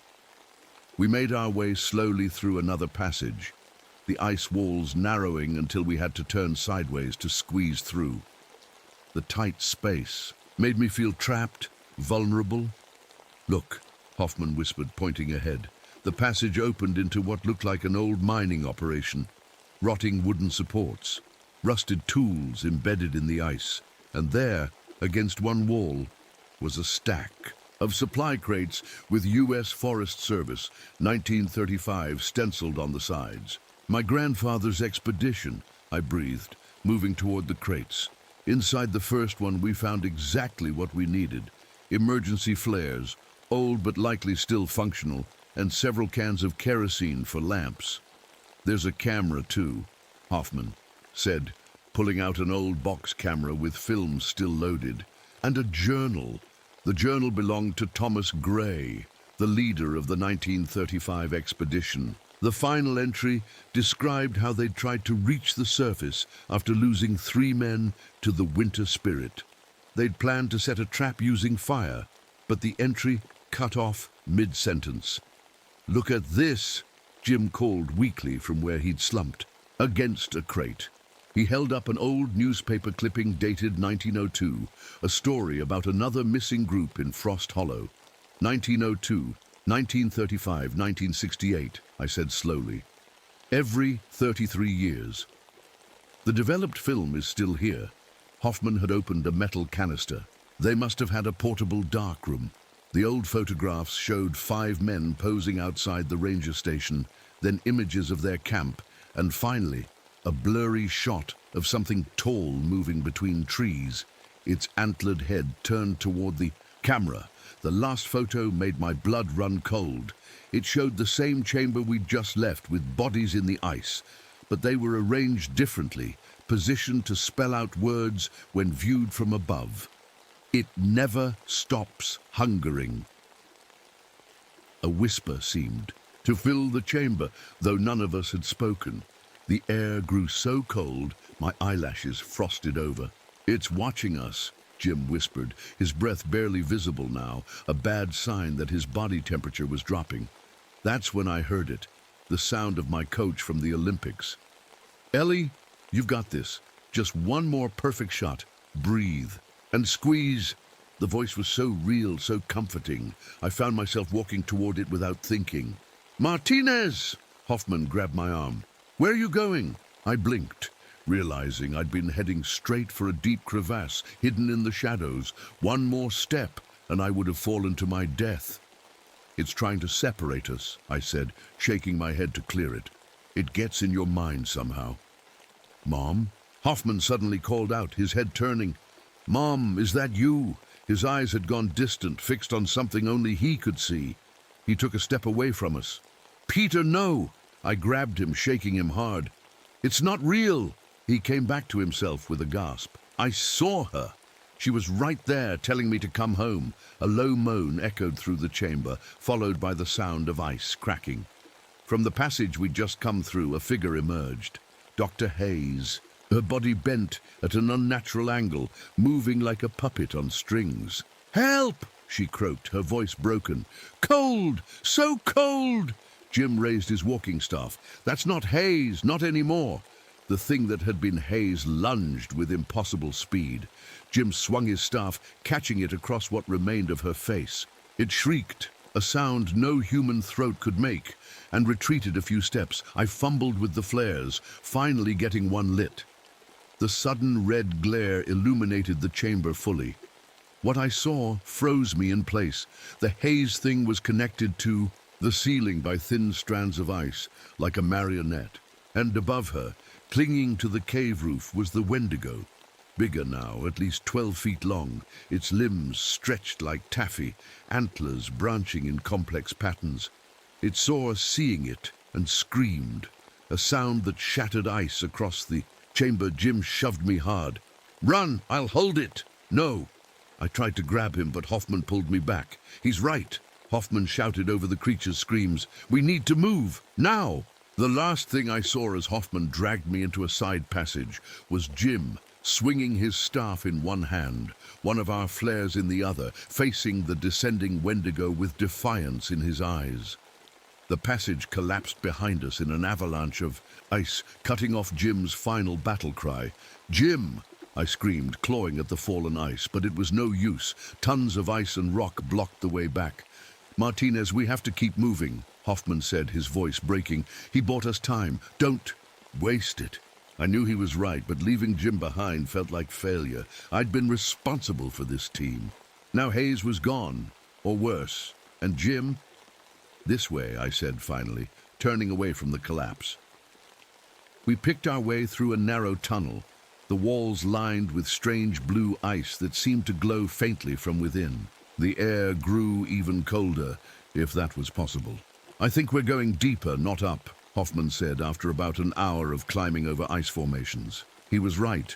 The pressure in my ears told me we were descending, not ascending toward the surface. "There has to be another way," I insisted. "The old mining tunnels connected to the surface at some point." We came to a fork in the tunnel. Both paths looked identical. "Now what?" Hoffman asked. I was about to suggest we try the right path when a faint voice drifted from the left tunnel. "Help! Anyone!" It was Jim's voice. Hoffman started toward it immediately. "Wait!" I grabbed his arm. "Remember what happened before? It mimics voices. But what if it's really him? What if he got away somehow?" I hesitated, torn between caution and the slim chance Jim had survived. "I'll check," Hoffman decided. "You stay here with the supplies." "No, we stay together," I insisted, but he was already moving down the left tunnel. "I'll be right back," he called. "Just going to look, 2 minutes." Before I could stop him, he disappeared around a bend in the ice, the beam of his flashlight fading. "Hoffman!" I shouted. "Peter, get back here!" Silence answered me. Then a scream, short, desperate, cut off suddenly. "Peter!" I sprinted down the tunnel after him, flare in one hand, rifle in the other. Around the bend, the tunnel opened into a small chamber. Hoffman was gone. A single boot lay on its side in the middle of the floor. "Peter!" I called, my voice echoing back mockingly. Something warm dripped onto my shoulder. I looked up slowly. Red droplets fell from the ceiling. Blood splattered across ice crystals 20 feet up, too high for me to reach. A smear led from the blood across the ceiling and into another tunnel. Something had taken Hoffman. Up. I backed away, gripping my rifle so hard my fingers ached. Alone now. Everyone gone. Just me and the thing hunting us. The smart move would be to find a way to the surface, to get help if anyone would believe me. But I couldn't leave Hoffman if there was any chance he was still alive. I followed the only other tunnel out of the chamber, moving as quietly as possible. The passage sloped upward, giving me hope it might lead toward the surface.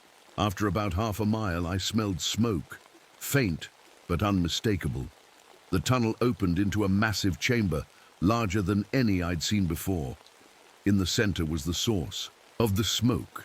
A small fire nearly burned out, and beside it, slumped against a rock, was Jim Blackfoot. "Jim!" I rushed to him, checking for a pulse. He was alive, but barely. His skin was cold, his breathing shallow. "Trap," he whispered, his eyes fluttering open. "It led me here, wanted me to build the fire." "Save your strength," I told him, adding wood from my pack to the dying flames. The warmth felt like a miracle after so long in the cold. "Listen," Jim grabbed my wrist with surprising strength. "The Wendigo, it's changing, growing. I heard it talking to itself in the dark, talking. It's not just animal anymore. It remembers. All the people it's taken, it has their memories, their knowledge." He coughed, a wet sound that worried me. "It knows. These caves, knows how to trap us." I looked around the chamber, really seeing it for the first time. The walls were lined with more bodies in the ice, dozens, maybe hundreds, men and women from every era, all preserved in their moment of death. "All Hollow, this is its lair," I whispered, "where it keeps them all." Jim nodded weakly. "Each one makes it stronger, smarter." He coughed again, blood flecking his lips. "It told me it needs one more, just one more to reach full power." "One more what?" "Victim from each cycle. It's taken 2 already from this time. Hayes and Hoffman," I finished grimly. "But he might still be alive. I heard him scream, saw blood but no body." Jim shook his head. "Not for long, and once it has all 3, what happens? Don't know. Nothing good." He slumped further, his strength failing. "You need to kill it, Ellie. End this cycle." "How?" "Bullets don't work on it. Fire, lots of fire." He pointed weakly to the far side of the chamber where I could just make out crates stacked against the wall. "Mining supplies. Dynamite. Old, but might still work." His eyes drifted closed. "Jim, stay with me." I patted his cheek, but he didn't respond. I checked his pulse again. Still there, but fading fast. I covered him with my emergency blanket and moved toward the crates, keeping my flare ready. As I crossed the chamber, I found myself standing before the largest ice formation yet, a frozen waterfall that had been shaped to resemble a throne, and on it sat a collection of bones and antlers arranged in a mockery of a human form, the Wendigo's true body, waiting for its spirit to return. A human scream echoed through the chamber, Hoffman's voice filled with agony. I knew then I was running, out of time. The mining crates were just as Jim had said, old but intact. Inside, I found what I was looking for, 6 sticks of dynamite, yellow with age, but still solid. The blasting caps and fuse cord were there too, tucked in a tin box. My father had taught me about explosives during my summers working with his fire management team. "Respect the bang," he always said. These sticks were decades old, which made them dangerous and unpredictable, but they should still work. I was gathering the supplies when another scream tore through the chamber. Hoffman again, sounding weaker this time.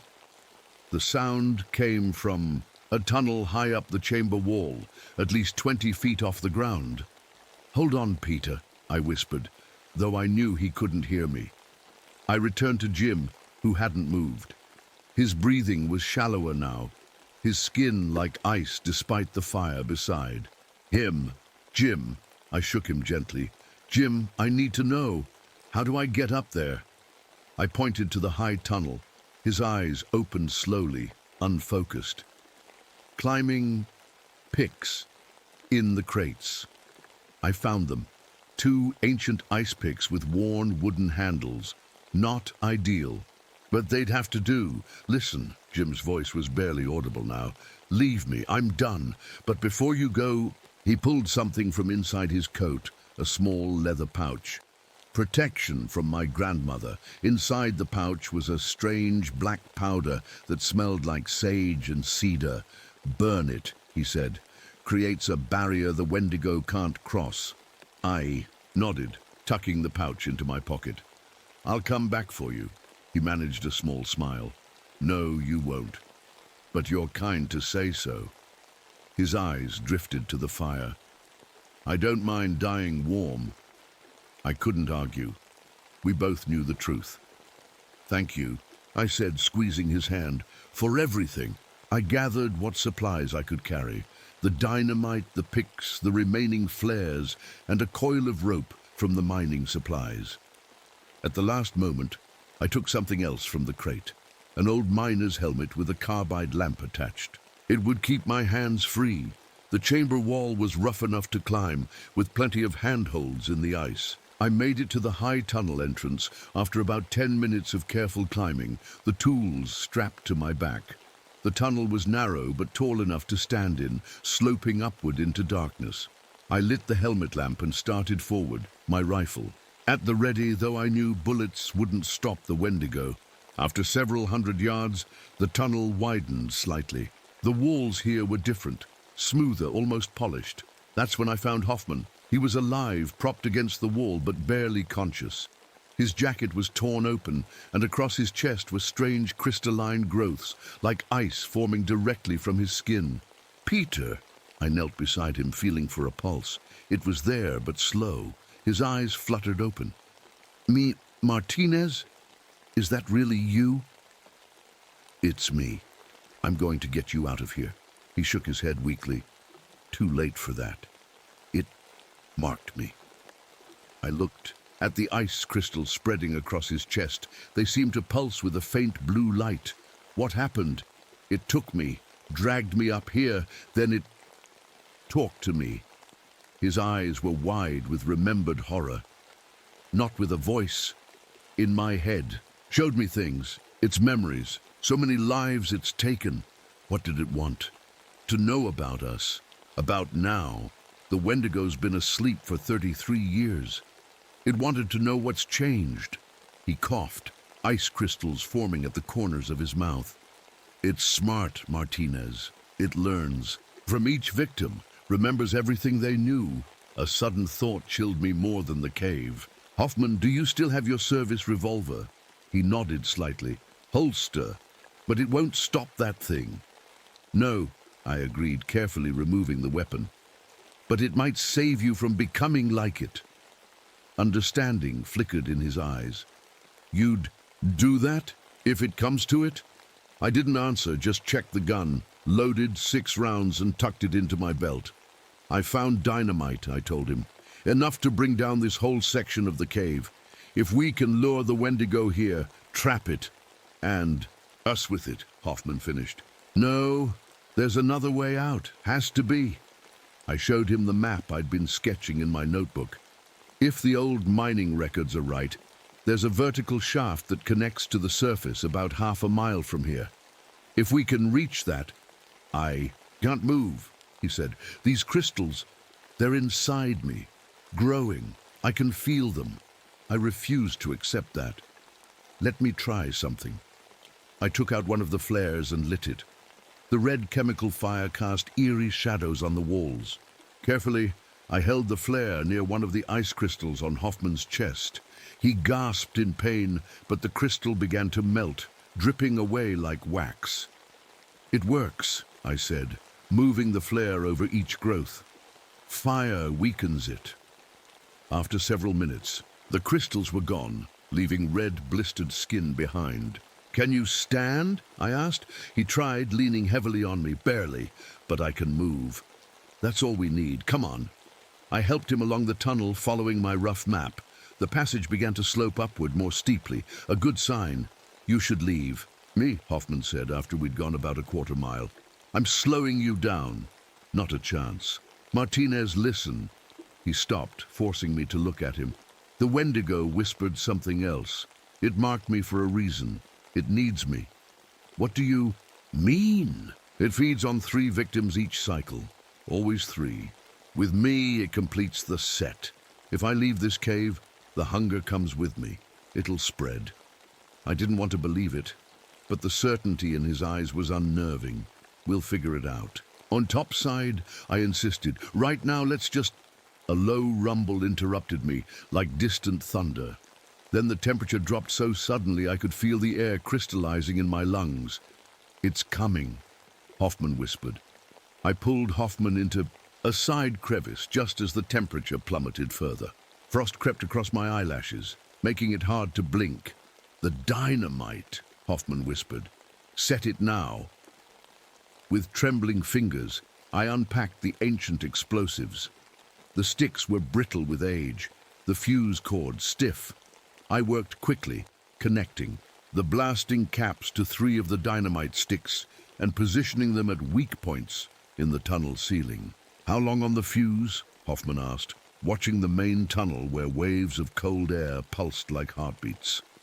"About 3 minutes once I light it," I estimated. "Long enough for us to reach that vertical shaft if we hurry." A sound echoed through the tunnel, part human moan, part animal growl. It was closer now. "It knows what we're doing," Hoffman said. "It has the memories of miners, engineers. It understands explosives." I finished wiring the last charge. "Then we need to move, now." I helped Hoffman to his feet, but as he stood, he gasped in pain. The ice crystals were returning, sprouting from his chest faster than before. "Go," he said through gritted teeth. "I'll light the fuse." "No, we're getting out together. Martinez, Ellie, look at me." He pulled his jacket open wider. The crystals had spread across his entire torso now, growing visibly. "I'm already changing. I can feel it in my head too. Its thoughts, its hunger." "All the more reason to get you out of here," I insisted, "and take this thing to the surface, to towns, cities." He shook his head. "I'm staying. I'll make sure it comes after me. You run for that shaft." Before I could argue, the cold intensified to an impossible degree. Ice formed on the tunnel walls, in sheets cracking and groaning with the sudden change, and then it appeared. The Wendigo was massive now, at least 15 feet tall, its limbs elongated like melted wax. The deer skull head had grown a crown of ice crystals that branched into complex antlers. Its eye sockets glowed with cold blue light. Most terrifying was how it moved, not like any living thing, but jerky and wrong, like a film played too fast, then too slow. "Go!" Hoffman shoved me hard, then turned to face the creature. I ran toward where I believed the vertical shaft would be, the sound of Hoffman's service revolver firing rapidly behind me. I knew the bullets wouldn't hurt the Wendigo, but they might distract it long enough. The shots stopped, replaced by a scream that didn't sound human anymore. I reached a junction in the tunnel and spotted what I was looking for. A vertical shaft, about 5 feet wide with old metal rungs embedded in the rock. Daylight filtered down from far above, a way out. I was just about to start climbing when I heard Hoffman call my name, not in pain or fear, but calm, almost conversational. "Ellie, I need your help." I turned slowly. Hoffman stood at the junction entrance, but his stance was wrong. Too still, too straight. The ice crystals had spread to his neck now, reaching toward his face. "Come back," he said in that same eerily calm voice. "I need help with the fuse." But his eyes told a different story.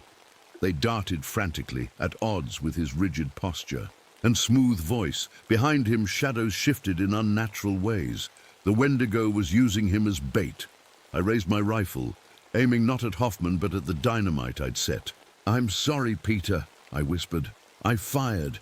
The explosion was deafening in the confined space. The tunnel collapsed between us, cutting off Hoffman and whatever controlled him. Rocks and ice fell all around me as the shockwave hit. I scrambled for the shaft, grabbing the first rung just as the floor gave way beneath me. Pain shot through my right hand as two fingers caught between metal and falling rock, snapping them like twigs. I hung there, one-handed, as dust and ice particles filled the air. When it cleared, I looked down to see a gaping hole where the tunnel floor had been. No bottom was visible, just darkness. Despite my broken fingers, I forced myself to climb. 10 rungs, 20, 50, each one sending waves of agony through my hand.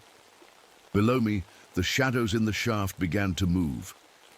Looking down, I saw ice forming on the walls, climbing toward me faster than humanly possible. The Wendigo wasn't trapped after all. I climbed faster, ignoring the pain, the cold, the exhaustion.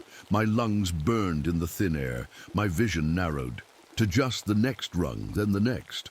Finally, my head bumped against something solid, a wooden cover over the shaft exit. I pushed with all my remaining strength, but it wouldn't budge. Frozen shut or blocked by snow. The cold below me intensified. I could feel ice forming on my boots. Using my rifle butt, I slammed it against the wooden cover again and again. On. The 4th hit, it cracked. On the 7th, it shattered. Freezing night air and moonlight poured in. I pulled myself out onto the surface, emerging into a snow-covered clearing. The blizzard had stopped, stars glittering coldly overhead. I rolled away from the shaft opening just as a skeletal hand made of ice crystals shot up through the hole, grasping at air. I fumbled with my last flare, finally getting it lit. The sudden chemical fire was blindingly bright in the darkness. The Wendigo's hand recoiled from the light, retreating down the shaft. I crawled to the opening and dropped the flare in, hearing it bounce against the metal rungs as it fell. A shriek came from below, rage and pain mixed together. I wasn't safe yet. The flare would burn out in minutes, and the Wendigo would come hunting again. With frozen fingers, I opened Jim's leather pouch and scattered the black powder around the shaft opening. The strange substance glittered in the moonlight like tiny stars. Fire, I mumbled through cracked lips. It needs fire. I emptied my lighter fluid onto the powder and struck my last match. The black powder didn't just catch fire, it exploded into a ring of blue-white flame that surrounded the shaft opening completely. From below came a sound like no earthly creature could make, a scream of such rage and frustration it seemed to shake the mountain itself. The flames burned impossibly bright, somehow not dimming even as the wind picked up. Through the fire, I could see something moving in the shaft. The Wendigo trying to reach through, only to pull back as the flames repelled it. I staggered to my feet and looked around, getting my bearings. In the distance, I could make out the lights of the ranger station. As I started the long trudge through the snow, the last thing I heard behind me was Hoffman's voice. Not the calm, controlled tone the Wendigo had used, but Peter's real voice, young and scared. "Don't leave me here. Ellie, please, I'm still me." But I knew better. Peter Hoffman was gone, and in 33 years, the hunger would wake again. Nobody believed my story when I finally stumbled into the ranger station at dawn. I couldn't blame them. A monster made of ice that eats people from the inside out. They would have called me crazy too. The official report said an avalanche killed the search party. Hayes, Hoffman, Blackfoot, and the 3 students all listed as casualties. Only I made it back, half frozen and delirious with 2 missing fingers and severe frostbite. The medical team said I was lucky not to lose my left ear completely this time. Lucky. That's what they called it.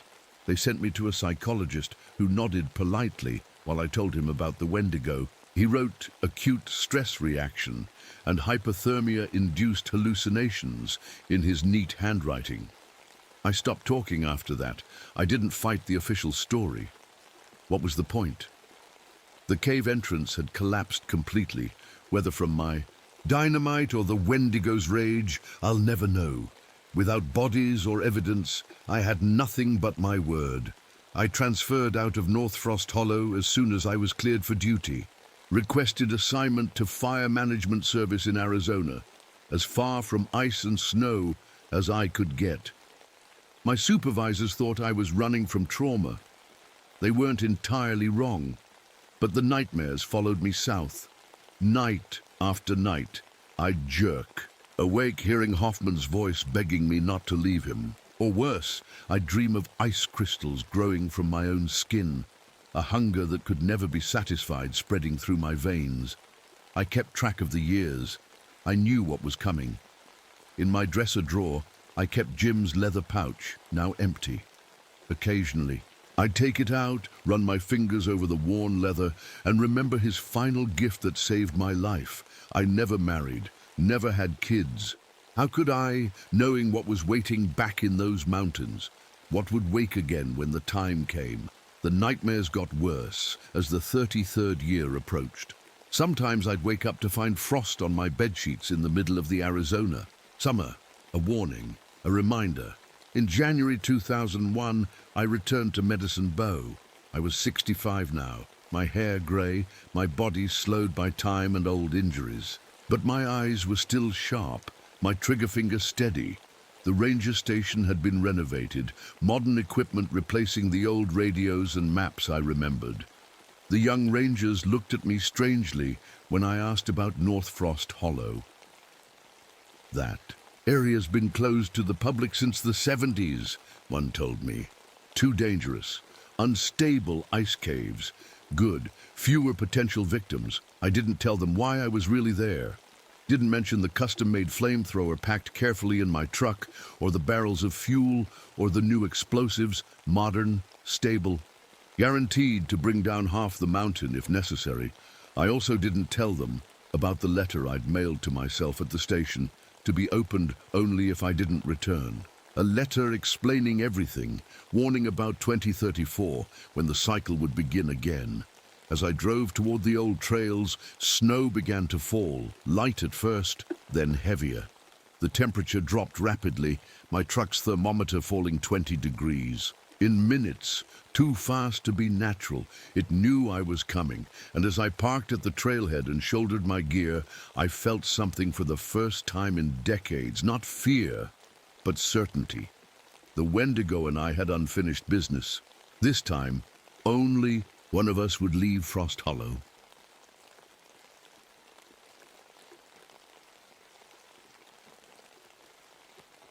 I still see them in my dreams. Those things that shouldn't exist, those shadows that move on their own. It's been a year since it all happened, but I need to write it down before I forget, or before they come back for me. My name is Michael Thornton. Everyone calls me Mike. I'm a park ranger at Redwood Valley, have been for 3 years now. Before that, I was in Korea. The war. I don't talk about that much. Don't talk about much of anything these days. It started on a Tuesday in July 1957. The fog was thick that morning, clinging to the ground like a white blanket. Strange for summer, but the weather had been odd all season. The massive redwoods towered above me, some reaching 300 feet into the sky. Their trunks were wider than my truck. "Come on, Rex," I called to my German shepherd. He's been with me since I came back from Korea. Smart dog, loyal, better company than most people. Rex bounded ahead as we followed the eastern trail. This part of the forest was quiet. Too quiet now that I think about it. The ranger outpost is 47 miles from the nearest town.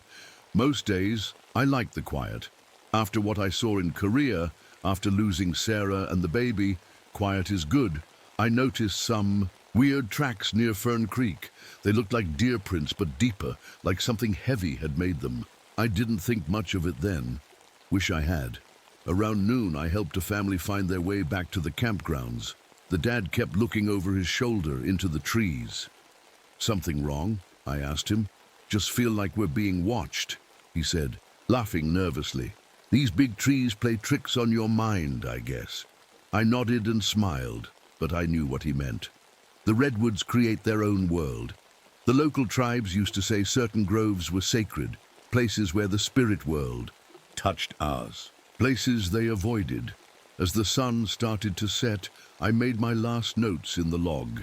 Deer running through campsites seemed scared of something, probably just a mountain lion. I didn't know then that the shadows were already watching, already hunting. Darkness fell that first night. I sat on the porch of my cabin, cleaning my rifle.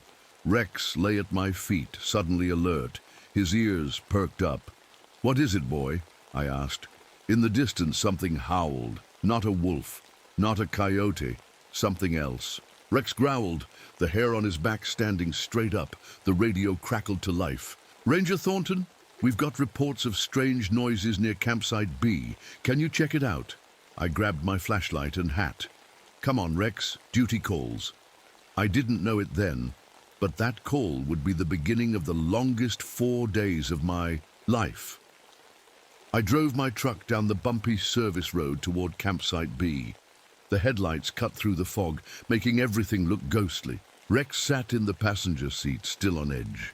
"Easy, boy," I said, patting his head, but he kept staring out the window like he could see something I couldn't. We reached the campsite just after 10 p.m. It was one of those family spots with a fire pit and picnic table. The campfire was still burning, flames dancing in the night, but there was nobody around. "Hello?" I called out, shining my flashlight around. "Park Ranger, anyone here?" No answer, just the crackling of the fire. I touched the coffee pot sitting by the fire, still warm. Whoever was here hadn't been gone long. 2 camping chairs sat by the fire, a half-eaten sandwich on a plate. It looked like the campers had just vanished. "Let's check the woods," I told Rex, clicking on his leash. "Find them, boy." But Rex didn't move. He just stood there, looking at the tree line, whimpering. I'd never seen him act like this before, not even when we'd tracked bears. "What's wrong?" I asked, as if he could answer. I gave his leash a gentle tug, but he planted his feet. His hackles were raised, and he kept making this low growl deep in his throat. "Come on, Rex, we have to look." He finally followed, but stayed right against my leg the whole time. We walked the perimeter of the campsite, my flashlight beam bouncing off the massive redwood trunks. That's when I saw the claw marks. Deep gouges in the bark, at least 8 feet up. Too high for a bear, too deep for a mountain lion. The bark was freshly torn, sap still oozing. "What the hell?" I whispered, reaching out to touch the marks. Rex suddenly barked, a warning bark, and I spun around, hand going to my holster. The beam of my flashlight caught something moving between the trees about 50 yards away. Just a shadow, there and gone. We kept searching for another hour, but found no sign of the missing campers. Just their empty tent, sleeping bags still neatly laid out inside. Their car was still parked nearby. As we headed back to the campsite, I almost tripped over something. I aimed my flashlight down. It was a deer, or what was left of one. Its chest had been torn open, organs removed. The strangest thing, there was no blood, not a drop. The ground around it was completely clean. I radioed it in.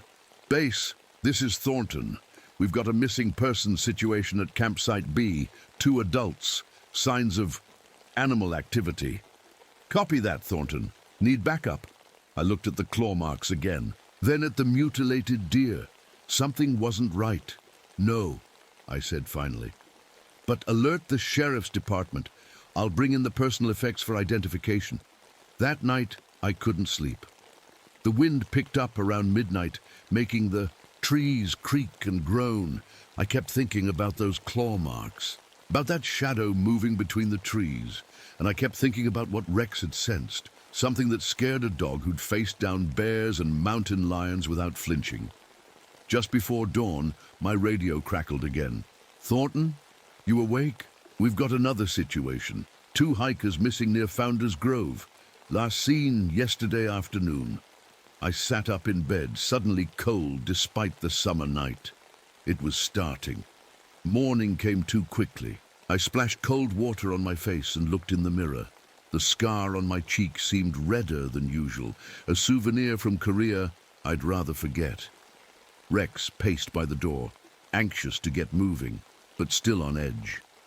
I met James Cooper, and David Wilkins. At the ranger station, both junior rangers good kids. Cooper was tall and lanky, fresh out of forestry school. Wilkins was shorter, stockier, with 3 years' experience. Both were city boys, though not like me. They hadn't grown up in these woods. The missing hikers are Tom and Lisa Brennan, I explained, showing them a photo the sheriff's office had sent over. Both 30 years old, from San Francisco. They were last seen heading toward Founder's Grove. Think they just got lost? Cooper asked, checking his compass. I thought about the empty campsite, the deer with no blood, the claw marks. Maybe, I said. Let's hope so. Founder's Grove was about 4 miles east, where some of the oldest trees stood. We took the main trail, Rex leading the way but staying closer to me than usual. Is your dog okay? Wilkins asked, noticing Rex's behavior. He's fine, I lied. Just didn't sleep well. The forest felt different that day. The fog hung heavier than usual, making it hard to see more than 50 feet ahead. And that silence. No birds, no squirrels, nothing. Just our footsteps on the path and the occasional drip of moisture from the trees. Around noon, Rex suddenly stopped, nose to the ground. He'd found something. It was a backpack torn at the straps, like something had ripped it off someone's back. I carefully opened it, finding a water bottle, some trail mix, and a small journal. I flipped through the journal. Most entries were typical, hiking notes, but the last one caught my attention. Day 3. The shadows here don't act right. Lisa thinks I'm crazy, but I swear they move when you're not looking directly at them. Something feels wrong in this part of the forest. We should head. Back tomorrow. Cooper was looking around uneasily. Mike, do you feel like... Like what? I asked when he didn't finish. Like we're being watched. I nodded slowly. Let's keep moving. Stick together.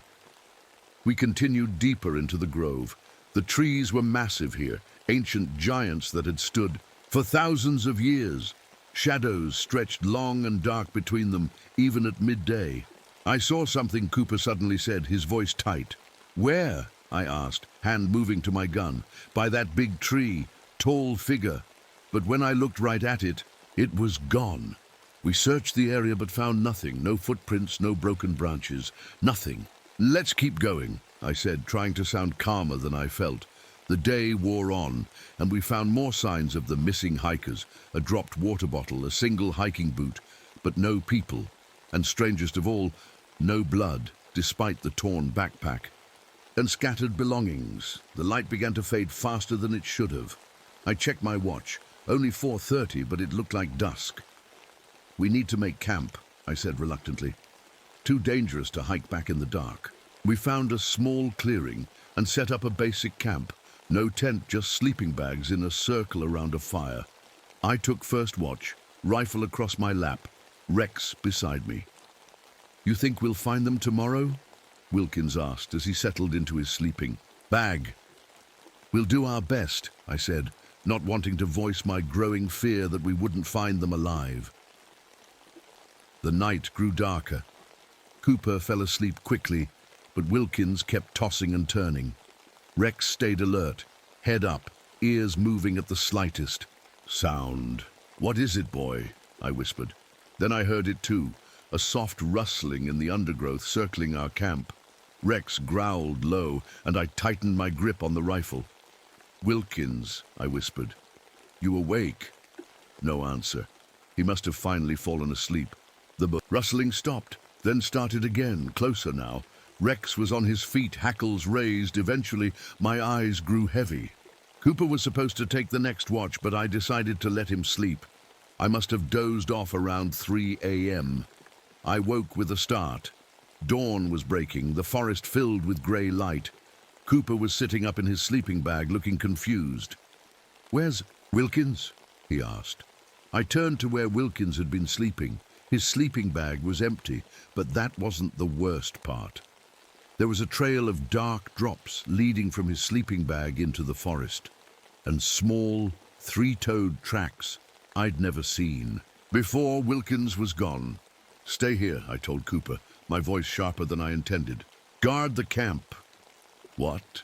No way, Cooper protested. We need to stick together. He was right, but I couldn't risk losing another person.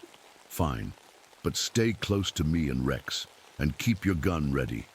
We followed the drops on the ground. I didn't want to call them blood. Didn't want to think about what might have happened to Wilkins. The tracks were strange, three-toed like a bird, but bigger, deeper. No animal I knew made tracks like these. Rex was on high alert, moving cautiously, nose to the ground, but not pulling at the leash like he normally would on a trail. He was tracking, but he was scared. That scared me more than anything. The drops led us deeper into the forest, away from any marked trail. The redwoods seemed to close in around us, the fog thicker here. Our flashlights didn't seem as bright as they should be, the beams barely cutting through the mist. "Mike," Cooper whispered. "My flashlight's dying." I checked mine. The beam was definitely weaker. "Batteries must be draining faster out here," I said, though I'd just put fresh ones in that morning. We kept moving forward, the forest getting darker despite the rising sun. The drops on the ground were getting farther apart, but still led us onward. "Wilkins," I called out. "David, can you hear me?" My voice seemed swallowed by the trees. No echo, no response. Rex suddenly froze, a low growl rumbling in his chest. I stopped, holding up my hand for Cooper to do the same. "What is it?" Cooper whispered. I didn't answer. I was staring at something about 30 yards ahead, between two massive redwoods. At first I thought it was just a shadow, a trick of the light filtering through the canopy. Then it moved. It was tall, 7, maybe 8 feet, standing on 2 legs, but shaped wrong for a man. Its limbs were too long, too thin. Its head was stretched like a dog's skull, but bigger, wronger. And where its eyes should be, there was just darkness. "What the hell is that?" Cooper breathed. Raising his gun, the thing tilted its head as if curious. Then in one fluid motion it stepped backward into the shadow of a tree and vanished, like it had melted into the darkness. "Did you see?" Cooper started. "I saw it." I cut him off. Rex suddenly lunged forward, breaking free of my grip. He charged toward where the creature had been, barking furiously. "Rex, no!" I shouted, running after him. Rex reached the spot and leaped, but there was nothing there. He passed through the shadow and crashed into the base of the tree, yelping. In confusion, he spun around, disoriented, barking at shadows. Then we heard it. A voice calling from deeper in the forest. "Help, please!" It sounded like Wilkins. "David," Cooper yelled, starting forward. "Wait!" I grabbed his arm. Something felt wrong. "Help me! They're coming!" The voice came again, weaker now. Cooper pulled free and ran toward the voice. I chased after him, Rex at my heels. We burst into a small clearing. No Wilkins, just shadows and mist. "David!" Cooper called again. The shadows at the edge of the clearing seemed to thicken, to move. One detached itself from a tree and stretched toward Cooper. "Look out!" I yelled, raising my gun and firing. The bullet passed through the shadow with no effect. The dark shape surged forward, wrapping around Cooper's ankle. He screamed, firing wildly into the air as he was yanked off his feet and dragged toward the trees. I emptied my gun at the shadow, the flashes briefly lighting up the clearing. In those flashes, I saw them. 3, no, 4 shapes moving around. Us, dog-like but standing like men. Their skin seemed to drink in the light. Cooper was still screaming as he was pulled into the darkness between the trees. Then, suddenly, silence. "Cooper!" I shouted, reloading with shaking hands. No answer. Rex was going crazy, lunging at shadows, then backing away, whimpering. The shapes were circling us now. I could feel them, even if I couldn't always see them clearly. "Back off!" I yelled, firing a warning shot into the air. For a moment, the shadows retreated. I grabbed Rex's collar and ran, not caring about direction, just needing to get away.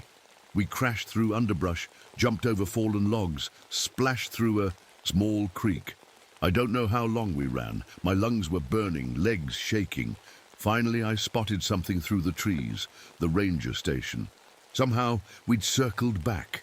We burst through the door, and I slammed it shut behind us, locking it with trembling hands. Rex was panting hard, scared in a way I'd never seen before. I collapsed into a chair, trying to catch my breath, trying to understand what I'd just seen. What had taken Cooper? What had taken Wilkins?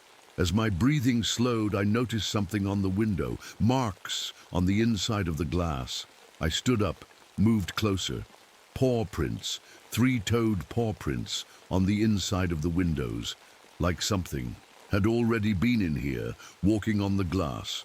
Whatever these things were, they had been here, in my station, waiting, and they would be back. Morning light filtered through the windows of the ranger station, but it didn't make me feel any safer. Rex lay by the door, ears perked up at every sound. I hadn't slept, couldn't sleep after what I'd seen. I picked up the radio. "Base, this is Thornton. Do you copy?" Static hissed back at me, then a broken voice. "The ton rep to I need help at Outpost 7. Cooper and Wilkins are missing. Repeat, Cooper and Wilkins are missing." More static than something else. Whispers mixing with the static. Voices too quiet to make out words, but definitely voices. I put the radio down, my hand shaking a little. I needed answers. The filing cabinet in the corner held records going back to when the park was first established. I started pulling folders, looking for anything unusual. Reports of missing hikers, strange animal sightings, anything. In the back of the third drawer, I found an old leather folder labeled Incidents Restricted. Inside were yellowed newspaper clippings and typed reports dating back decades. 3 loggers vanish in Redwood Valley, 1937.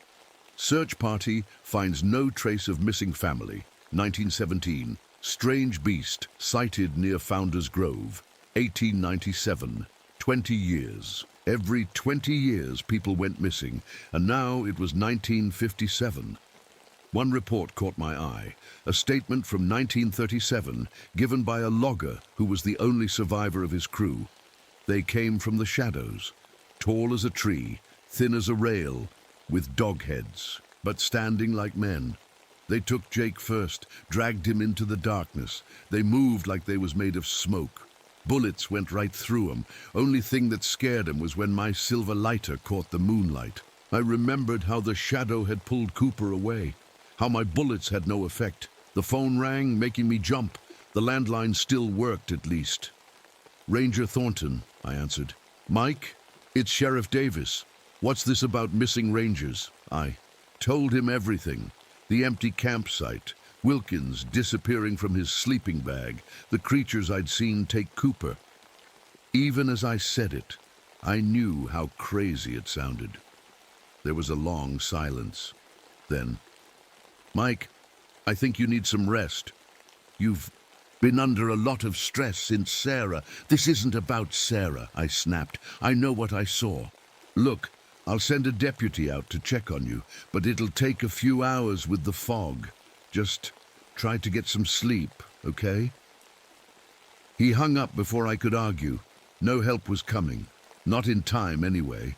I remembered something one of the old-timers had told me when I first started this job, about an elderly Native American man who lived alone at the edge of the forest, Joseph Blackfeather. If anyone would know about these creatures, it would be him. I grabbed my keys, whistled for Rex. "Come on, boy. We're going to see a man about. Some shadows." Joseph lived in a small cabin about 10 miles from the station. He was in his 80s now, one of the last full-blooded members of the tribe that had once called these forests home. As I drove, the radio kept cutting in and out, those whispers still mixing with the static. Once I could have sworn I heard Cooper's voice calling my name. Joseph was sitting on his porch when we pulled up, like he'd been expecting us. He was thin but straight-backed, with deep lines in his copper face and gray hair in 2 long braids. "Ranger," he nodded as I approached. "You've seen them, haven't you, those who walk between?" A chill ran down my spine. "You know about them." My grandfather told me the stories. They were once forest spirits, guardians, but they were corrupted when the White Loggers massacred our shamans in 1887. The shamans had been keeping the balance. "What are they?" I asked, sitting on the porch step. "Shadow walkers, not alive, not dead. They hunt every 20 years, when the barrier between worlds is thinnest." He looked at me closely. "They've taken your friends." I nodded, throat tight. "They'll come for you next. They can sense your fear. Smell it." He reached into his pocket, pulled out something small, and handed it to me. A silver arrowhead on a leather cord. Silver burns them, bright light weakens them. But be careful, they are clever. They will use your own mind against you. How do I stop them? There is an old ritual site on Devil's Peak, where the Fire Watchtower now stands. It was built on sacred ground. He traced a pattern in the dirt with his stick. This symbol, drawn in silver, might trap them, but it requires blood. Your blood. I pocketed the arrowhead. "Thank you." As I stood to leave, he grabbed my wrist. His grip was surprisingly strong. "They will try to trick you. They can mimic voices, appear as those you've lost." His dark eyes bored into mine. "Do not trust what you see or hear in the shadows." On the drive back, I couldn't shake Joseph's words, or the way Rex kept staring out the window, growling at the passing trees. Back at the station, I spread out a map of the park. Devil's Peak was about 15 miles from here, with the Fire Watchtower at its summit. If these shadow walkers really could be trapped there, I had to try. As I studied the map, I noticed something. The locations of all the disappearances over the years formed a pattern, a ritual pattern centered on an old tribal burial ground. And tonight would be the summer solstice, the longest day of the year, followed by short night. Outside, the sun was already beginning to set, even though it was only mid-afternoon. The shadows were growing longer, reaching toward the station like fingers. They were coming, and I had to be ready. The sun sank faster than it should have, like something was pulling it down behind the trees. I worked quickly, gathering everything. I might need to defend the station. Flashlights, lanterns, road flares, anything that made light. I placed them around the station, ready to grab. Then I checked the backup generator. It was full of fuel and ready to go if the power went out. Rex paced by the windows, his nails clicking on the wooden floor. Every few minutes he'd stop, stare into the darkening forest, and let out a low growl. "I know, boy," I said, checking my rifle again. "I feel it too." By 7 p.m. it was already darker than midnight should be. I kept all the lights on, but they seemed dimmer than usual, barely pushing back the shadows that gathered outside the windows. The radio crackled to life. "Thornton, you there? Deputy Miller here. I'm about 30 minutes out from your location." I grabbed the radio. "Miller, listen to me. Do not come here after dark. I repeat, do not approach the station until morning. It's not safe." "What are you talking about? Sheriff sent me to check. The radio went to static. Then those whispers again, louder now. Words I couldn't quite make out, but they made Rex whine and back away. At 8:17 p.m., the lights flickered once, twice, then went out. The backup generator should have kicked in automatically. When it didn't, I grabbed a flashlight and headed to the small shed attached to the station where the generator was kept. The door was jammed. I had to put my shoulder into it once, twice before it burst open. The beam of my flashlight showed me why the generator hadn't started. Its fuel line had been cut clean through. And there were those 3 toed prints again on the concrete floor. They had been here, inside the station perimeter. While I was inside, I hurried back to the main building, Rex tight against my legs. The station felt different in the dark. Bigger, with more shadows, more places for things to hide. I lit the kerosene lantern on my desk, the flame casting a warm circle of light. With shaking hands, I pinned Joseph's silver arrowhead to my shirt. Then I waited. The first signs were subtle. Scratching sounds on the roof, soft thumps against the walls, the windows fogging up then clearing. Rex sensed them first, turning in circles, tracking something I couldn't see. "Where are they, boy?" I whispered. A crack from overhead made me look up. The ceiling was splintering like something heavy was pressing down on it. I aimed my rifle upward, finger tense on the trigger. Rex suddenly barked, lunging toward the ceiling. At that same moment, a long, thin arm, much too long to be human, punched through the wooden boards. It was grayish-black, like smoke given. Solid form, ending in 3 clawed fingers that grasped at air. I fired. The bullet hit the arm, passed through like it was shooting at fog, and lodged in the ceiling. The arm withdrew, and the cracking stopped, but they were still out there. I could feel them moving around the station, testing, looking for a way in. The temperature dropped. My breath came out in white clouds. The lantern flame stuttered, nearly went out. Then I heard it. A voice I'd recognize anywhere. "Mike. Mike, please help me," Sarah's voice. "My wife, my dead wife. Mike, I'm so cold. Please let me in." It was coming from just outside the front door. Exactly her voice, with that little catch she always had when she was upset. "She's not real," I told myself, gripping the silver arrowhead. "Sarah's gone. Mike, please." The voice broke into sobs. "I'm scared out here alone." My feet moved without me telling them to. One step, then another toward the door. My hand reached for the lock. Rex suddenly slammed into my legs, nearly knocking me down. He barked furiously at the door, then turned and bit my arm, not hard enough to break skin, but enough to shock me back to my senses. "Good boy," I whispered, patting him with a shaking hand. "Good boy." The voice that had been Sarah's changed, becoming a low, angry growl. The door shuddered as something heavy threw itself against it. I backed away, raising my rifle again, even though I knew it wouldn't. "Help!" The temperature kept dropping. The lantern flame was barely a flicker now. Something dark seeped under the door. Not smoke, but something like liquid shadow. It pooled on the floor, then began to rise up, taking shape. A tall, thin shape, with a dog-like head and limbs too long for its body. Rex growled, backing away. I reached for one of the road flares I'd gathered, struck it. Bright red light flooded the room, and the shadow thing hissed, shrinking back. I advanced, holding the flare out like a weapon.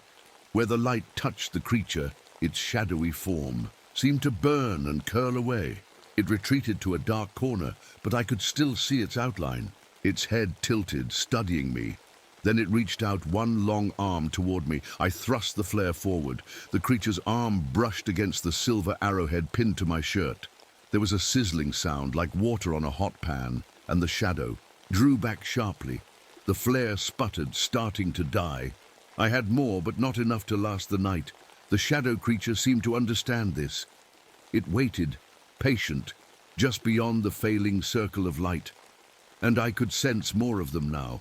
Surrounding the station, waiting for darkness to return. The radio crackled again. This time I heard Cooper's voice, pleading for help. Then Wilkins, then a jumble of voices all calling my name. I looked at my watch. 9:30 p.m.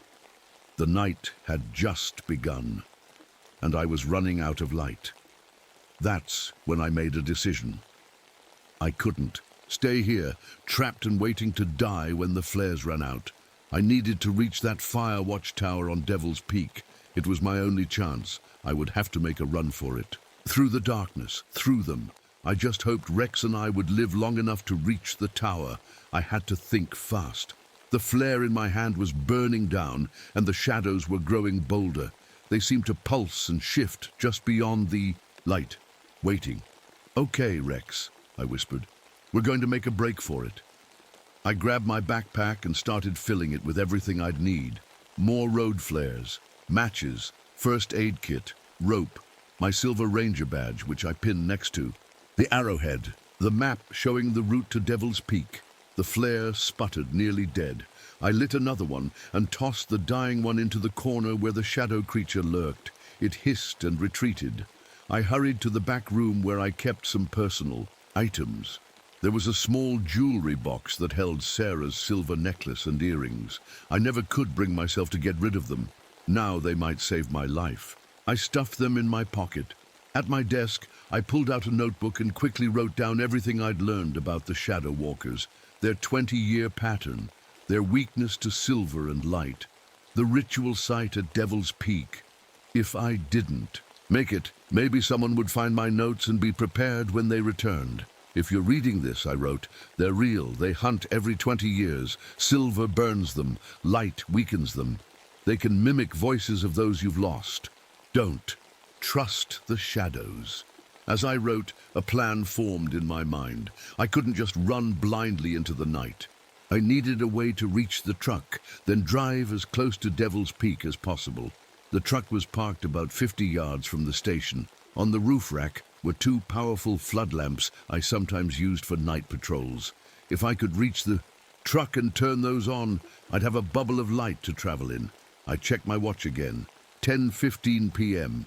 The night seemed to stretch endlessly ahead. Here's the plan, boy, I told Rex, who sat watching me with alert eyes. We're going to wrap these silver items around the handles of the flood lamps. Then we'll make a run for the truck. I'll use the flares to clear a path. Once we're in the truck, we head for Devil's Peak. I knew it wouldn't be that simple, but I had to try. I opened the emergency cabinet and took out the small gas can I kept for the lawnmower. Not much, but enough to make a wall of fire if needed.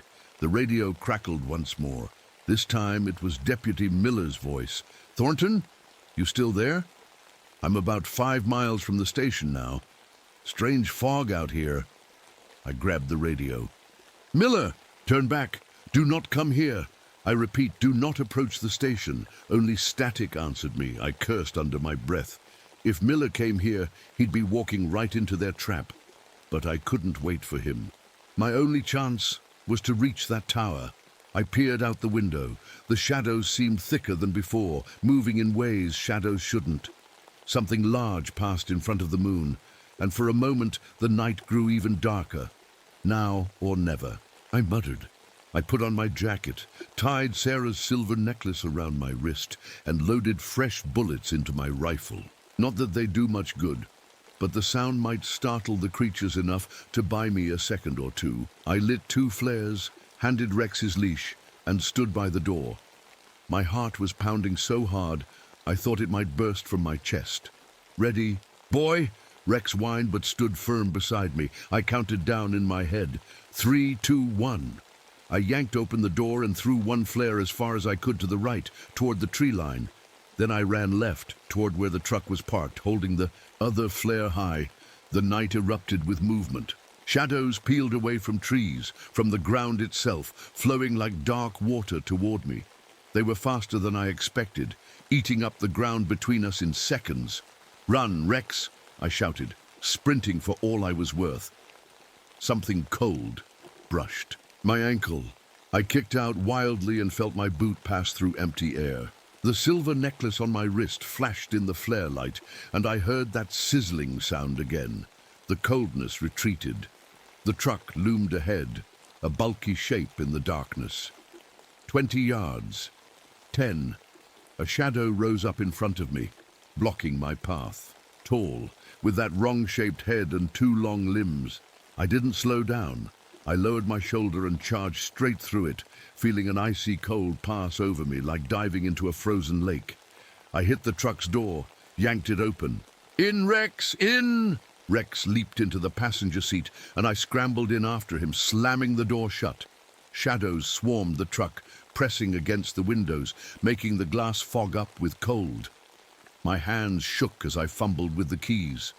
The engine roared to life. I flipped the switch for the flood lamps. Nothing happened. No. I slapped the switch again. Still nothing. I glanced in the rearview mirror and saw why. The wires had been cut, hanging loose beneath the roof rack. They had thought of everything. The windows were almost completely black now, covered in shifting, pressing shadows. The temperature inside the truck was dropping fast. My breath came out in white clouds. I still had the flare in my hand, burning bright. But not for long. The truck. I still had the truck. I put it in gear and stomped on the gas pedal. The truck lurched forward, crashing through the wall of shadows. I couldn't see much through the windshield, but I aimed for where I knew the service road should be. The shadows clung to the truck, making it hard to steer. It felt like driving through mud. But the truck kept moving, engine straining, pushing through the darkness. Then suddenly we were clear. The shadows fell away, left behind as we picked up speed. The road stretched ahead, visible in the headlights, but in my mirror I could see them, flowing like black water along the ground, following us, hunting us. I pressed the gas pedal to the floor and headed for Devil's Peak. The flare burned down in my hand, and I tossed it out the window. Now it was just me, Rex, and the headlights against the gathering shadows. And somewhere ahead, the watchtower that might be our only hope. As I drove, something caught my eye by the side of the road. A crumpled sheriff's car, its front end smashed into a tree. Deputy Miller's car. I slowed down, heart sinking. The car was empty, driver's door hanging open. On the ground nearby was a shape I didn't want to look at too closely, but I had to. I had to know. I stopped the truck, keeping the engine running and the headlights on. "Stay, Rex," I ordered and stepped out. It was Cooper, or what was left of him. His body had been arranged in a strange pattern, arms and legs twisted at impossible angles. His chest was torn open, just like that deer's had been. No blood. His eyes were open, staring at nothing. I stumbled back to the truck, sick to my stomach. I had known Cooper was probably dead, but seeing him like that, as I reached for the door handle, I noticed something carved into a nearby tree. A symbol, like the one Joseph had drawn in the dirt. This wasn't random. The Shadow Walkers were performing some kind of ritual, and I was heading straight for its center. I drove as fast as I dared on the narrow forest road. The truck's headlights cut through the darkness, but the shadows seemed thicker behind us, following like a wave. "Just a few more miles," I told Rex, who kept looking anxiously out the back window. "We'll make it." The road began to climb as we approached Devil's Peak. The engine strained against the steep grade, the old truck groaning with every switchback turn. Then, halfway up the mountain, the engine made a horrible grinding noise and died. I turned the key again and again. Nothing. Not even a click. No, come on. I slammed my hand against the steering wheel. I popped the hood and stepped out with a flashlight. The beam showed me the problem right away. The fuel line had been cut, just like the generators. They had gotten to the truck while I was inside the station, preparing. A cold feeling settled in my stomach. We were still at least 7 miles from the watchtower, and now we'd have to go on foot. "Come on, Rex," I said, grabbing my pack. "We've got a long walk ahead of us." I took out a road flare, lit it, and started up the road. The red light created a small circle of safety around us, but I could feel the darkness pressing in, waiting for the flare to burn out. The forest was different here. The redwoods grew twisted, their massive trunks bent at odd angles. The fog curled around our legs as we walked, sometimes so thick I could barely see the road ahead. After about an hour of climbing, I realized something was wrong. The road didn't look right anymore. According to my map, it should have curved east, but instead it seemed to be leading us back down the mountain. "This isn't possible," I muttered, checking my compass. The needle spun wildly, unable to find. "North," Rex growled, staring into the trees beside us. I raised the flare higher, trying to see what had caught his attention. There, carved into the trunk of a massive redwood, was that symbol again. The same one I'd seen near Cooper's body. The same one Joseph had drawn. But as I watched, the tree seemed to shift, the bark rippling like water, and the symbol changed shape. "They're playing with us," I said, a chill running down my spine. "Changing the forest." I looked at my map again, trying to orient myself. Devil's Peak should be to the northeast. I could see its shape against the night sky, the watchtower a tiny silhouette at its summit. "Forget the road," I decided. "We're going cross-country." We left the road and started climbing directly up the slope. It was steeper this way, the ground covered with fallen branches and slippery pine needles. My flare was burning low, and I lit a fresh one, tossing the old one aside. As we climbed, the air grew colder. A wind picked up, carrying what sounded like whispers. The trees creaked and groaned around us, branches swaying even when the wind died down. Rex suddenly stopped, the hair on his back standing straight up. He was staring at something up ahead. I raised my flare, trying to see what had alarmed him. At first I saw nothing, then I noticed the trees. Every tree trunk around us was marked with claw marks, 3 parallel lines carved deep into the bark. They formed a pattern. Dozens of trees all marked the same way, creating a kind of corridor that led deeper into the forest. "Not that way," I said, turning to head in another direction. Rex whined, pressing against my leg. Then he growled, looking back the way we had come. I turned. The shadows were there, flowing between the trees like dark water. They were herding us, I realized, trying to drive us where they wanted us to go. "Come on," I said, picking a different direction. We scrambled up a rocky slope, away from both the marked trees and the flowing shadows. The flare sputtered in my hand, nearly gone. I reached for another one, just as the light died.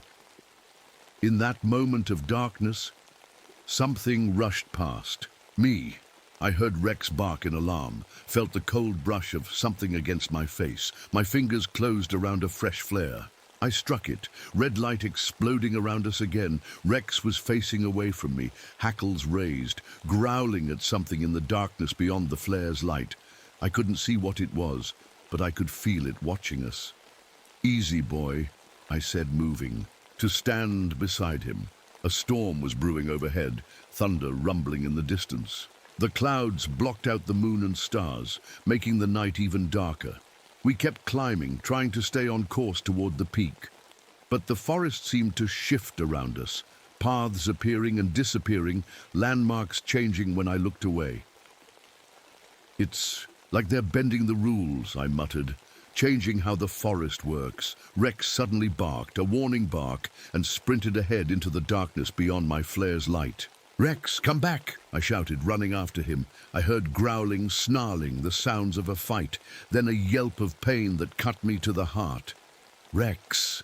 I burst into a small clearing. Rex was there, locked in combat with one of the shadow walkers. The creature was just as I'd seen before, tall, with that wrong-shaped dog-like head and limbs too long for its body. Its skin seemed to suck in the light from my flare, a moving patch of absolute darkness. Rex had his teeth sunk into what should have been the creature's arm, but his jaws seemed to close on nothing. The shadow walker made no sound, but its free arm swung toward Rex's head. I fired my rifle, the bullet passing through the creature without effect. But the sound startled it, giving Rex a chance to back away. "Rex, come!" I shouted.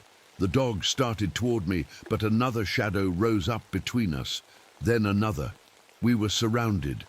Rex looked at me, and I swear I could read his thoughts in that moment.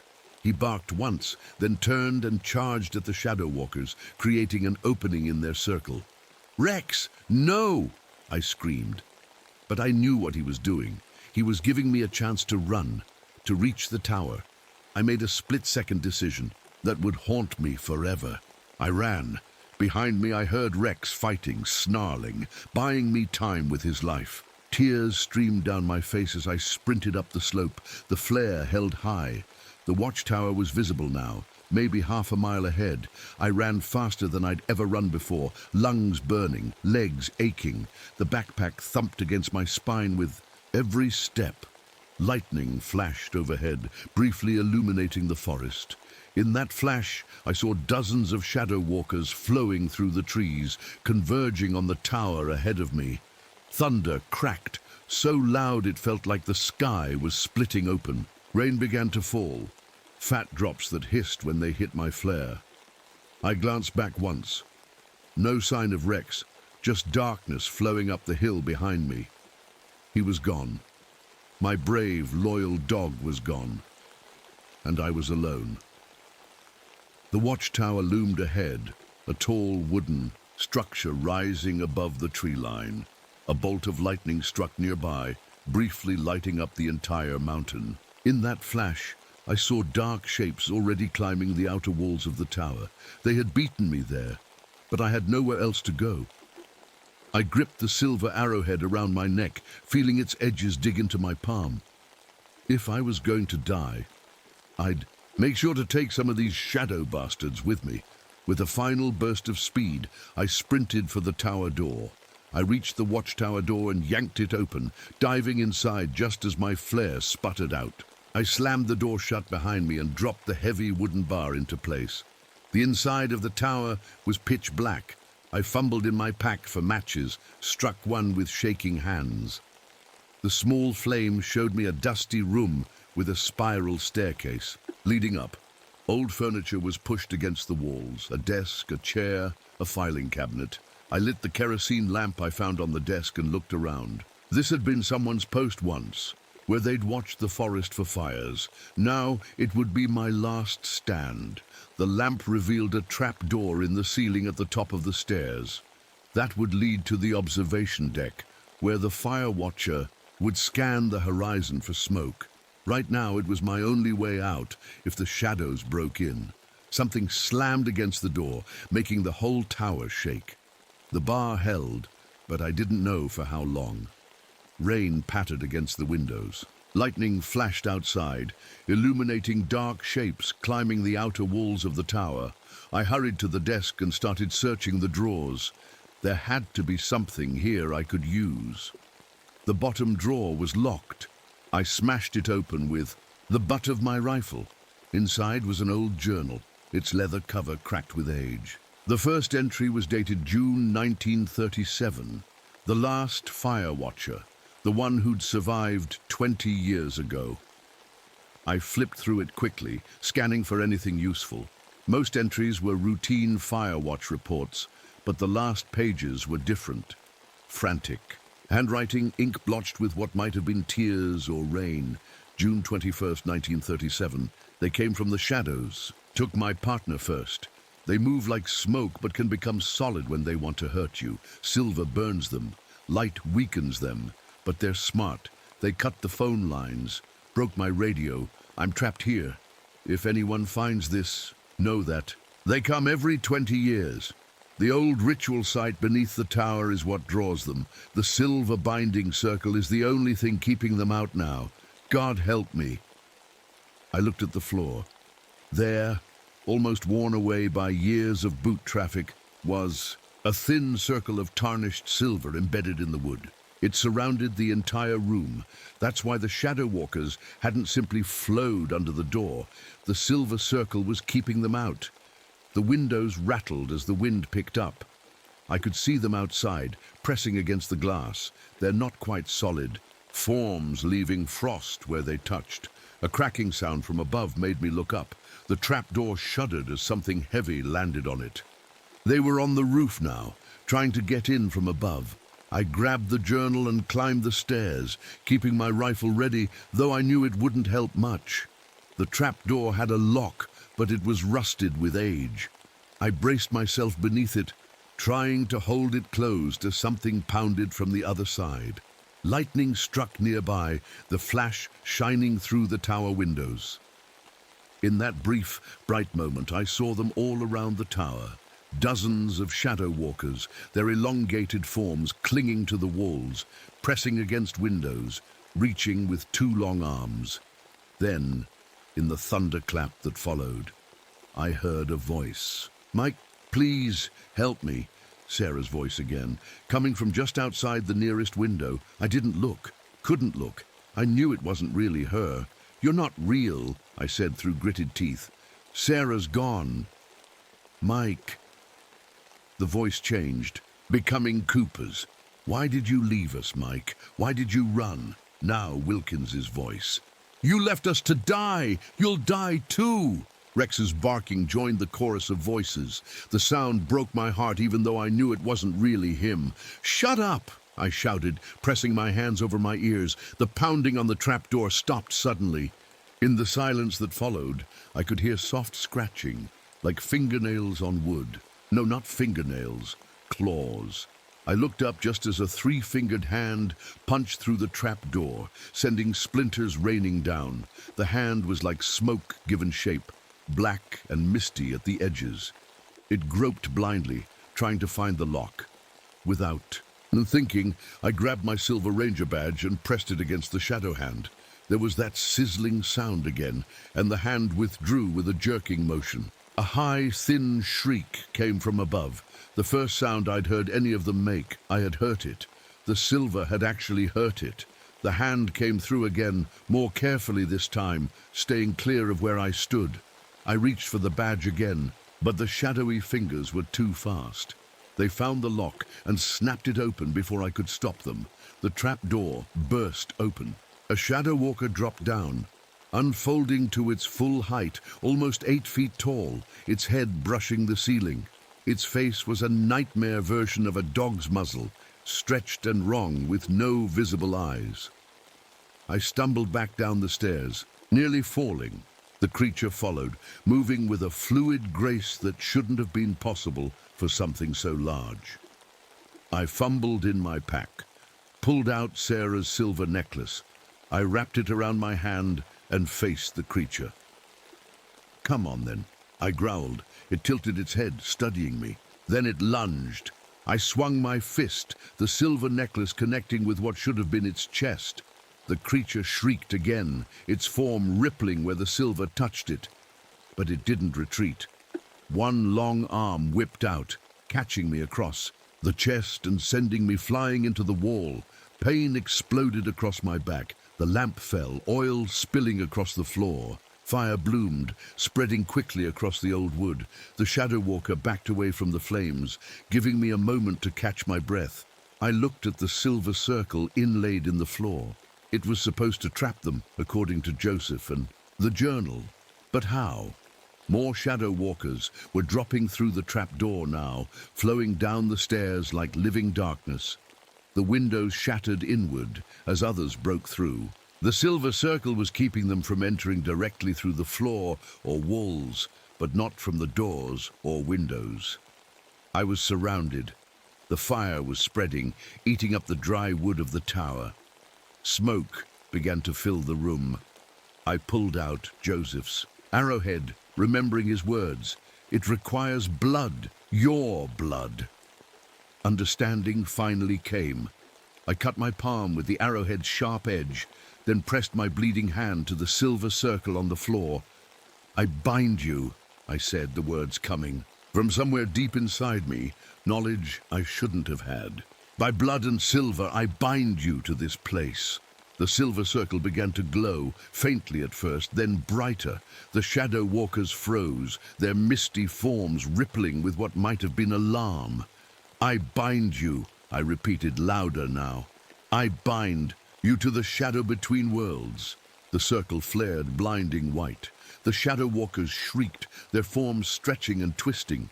But they didn't retreat. Instead, they all turned toward me, dozens of eyeless faces focused on one thing, me. They flowed forward, surrounding me, their cold touch seeping through my clothes.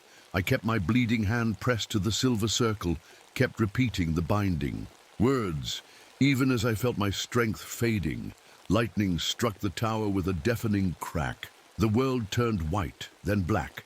I felt the electricity course through me, through the silver, through the shadow walkers. Their shrieks became a single howl of rage and pain. My own scream joined theirs as the shock ripped through my body. The last thing I saw was the largest shadow walker, the Alpha, looming over me, its form burning with silver fire as the binding took hold. Then darkness claimed me. I was floating in blackness. Voices called my name from far away. Sarah's voice, Rex's barking, the voices of all those I'd lost. But another voice cut through, unfamiliar yet commanding. "Not yet, Ranger. Your work isn't done." I opened my eyes to blinding white light and the steady beep of hospital machines. I blinked against the harsh hospital lights. My throat felt like sandpaper, and every muscle in my body ached like I'd been hit by a truck. "He's awake," someone said. A nurse leaned over me, checking my pulse. "Mr. Thornton, can you hear me?" I tried to speak, but only a croak came out. She helped me sip some water. Where? I finally managed. County Hospital, she said. You've been unconscious for 3 days. The lightning strike nearly killed you. Lightning strike. The memories came flooding back, the watchtower, the shadow walkers, the binding ritual. The silver circle flaring with light as electricity coursed through it. Sheriff Davis appeared at the foot of my bed, hat in his hands. He looked tired, with dark circles under his eyes. "Welcome back to the land of the living," he said. "You gave us quite a scare." "Cooper," I whispered. "Wilkins, the hikers." Davis's face darkened. "We found Cooper's body near the road. Animal attack, worst I've ever seen. Still no sign of Wilkins or those hikers." "It wasn't animals," I said, trying to sit up. Pain shot through my chest and I fell back against the pillows. "Take it easy," the nurse warned. "You have 3 broken ribs and severe electrical burns." Davis sighed. "Mike, the official report says you were caught in the watchtower during a storm. Lightning hit the tower, started a fire. You're lucky those campers spotted the blaze and called it in, or you'd have burned to death." "Campers?" I asked, confused. "Family on Devil's Peak. They saw the fire and called for help on their radio. Rescue team found you unconscious on the floor, half burned. The tower's gone, just charred timber now." I stared at him. "You don't believe me, do you? About what happened?" Davis looked uncomfortable. "Mike, you've been through a lot. The war, losing Sarah. Sometimes the mind plays tricks when we're under stress." "It wasn't in my mind," I insisted. "There were witnesses. Cooper saw them too before they took him." "Cooper's dead, Mike. And the medical examiner says it was a bear attack." I knew there was no point arguing. They'd never believe me without proof. And all my proof had burned with the tower, the journal, the silver circle in the floor. "When can I get out of here?" I asked. "Doctor says maybe a week if you're lucky. Then you'll need rest."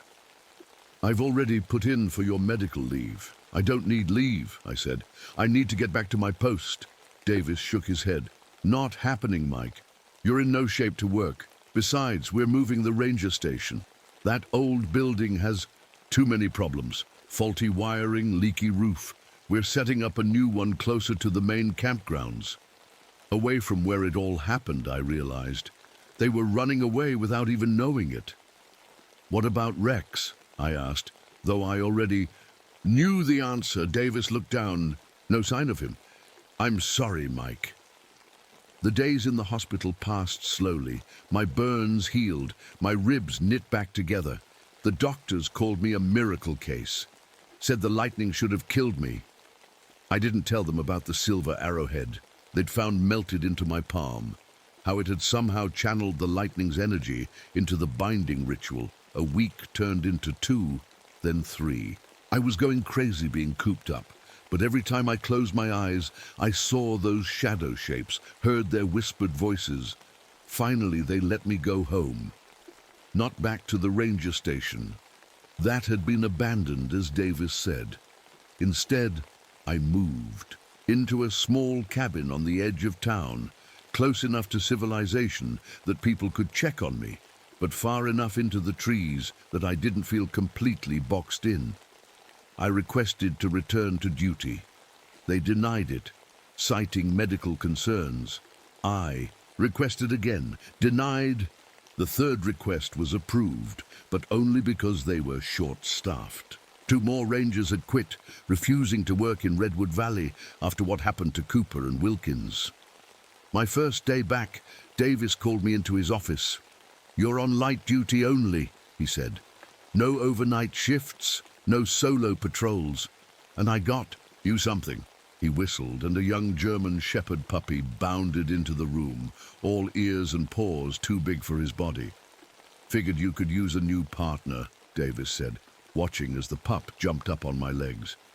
"His name's Max, but you can change it if you want." I knelt down, let the puppy lick my face. He wasn't Rex, would never be Rex. But looking into those eager brown eyes, I felt something inside me begin to thaw. "Rex Jr.," I said. I'll call him RJ. The days turned into weeks, then months. Summer faded into fall, then winter. I did my job, kept my head down. Nobody mentioned the shadow walkers or the hikers who were never found, or how Cooper's body had been arranged in that strange pattern. But I remembered. Every night, I remembered. I kept Joseph's notes about the ritual pattern, about the 20-year cycle. I mapped every disappearance, every strange incident. I learned everything I could about the history of Redwood Valley, about the massacre, of the indigenous tribes, about the corrupted forest spirits. And I prepared. Silver bullets loaded in my gun, silver charms hanging in my windows, powerful flashlights always charged and ready. The whispers never completely went away. On moonless nights, I could hear them in the rustle of leaves, in the creak of branches. Sometimes, out of the corner of my eye, I'd see movement in the shadows that shouldn't be there. RJ grew into a strong, brave dog. But sometimes he'd stare at dark corners of the cabin and growl, seeing something I couldn't or wouldn't. 1 year to the day after it all happened, I took RJ on patrol near Fern Creek. I didn't plan it that way. It was just the area I was assigned. But as we walked the familiar path, a chill ran down my spine, despite the summer heat. RJ suddenly stopped, hackles rising. He stared into the underbrush, a low growl rumbling in his chest. I drew my gun, the one with the silver bullets, and approached carefully.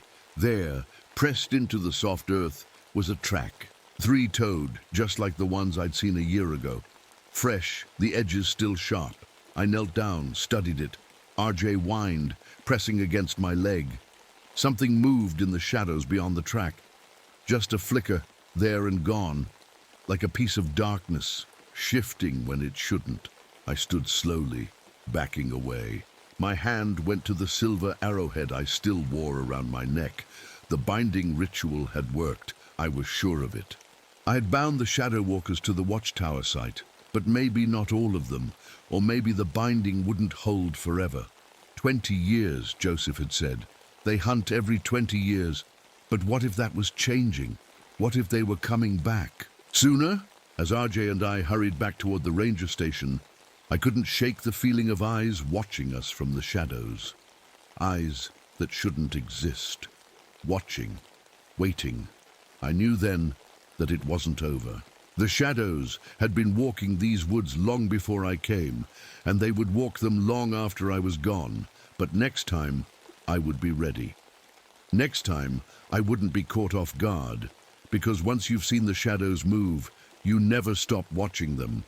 Never.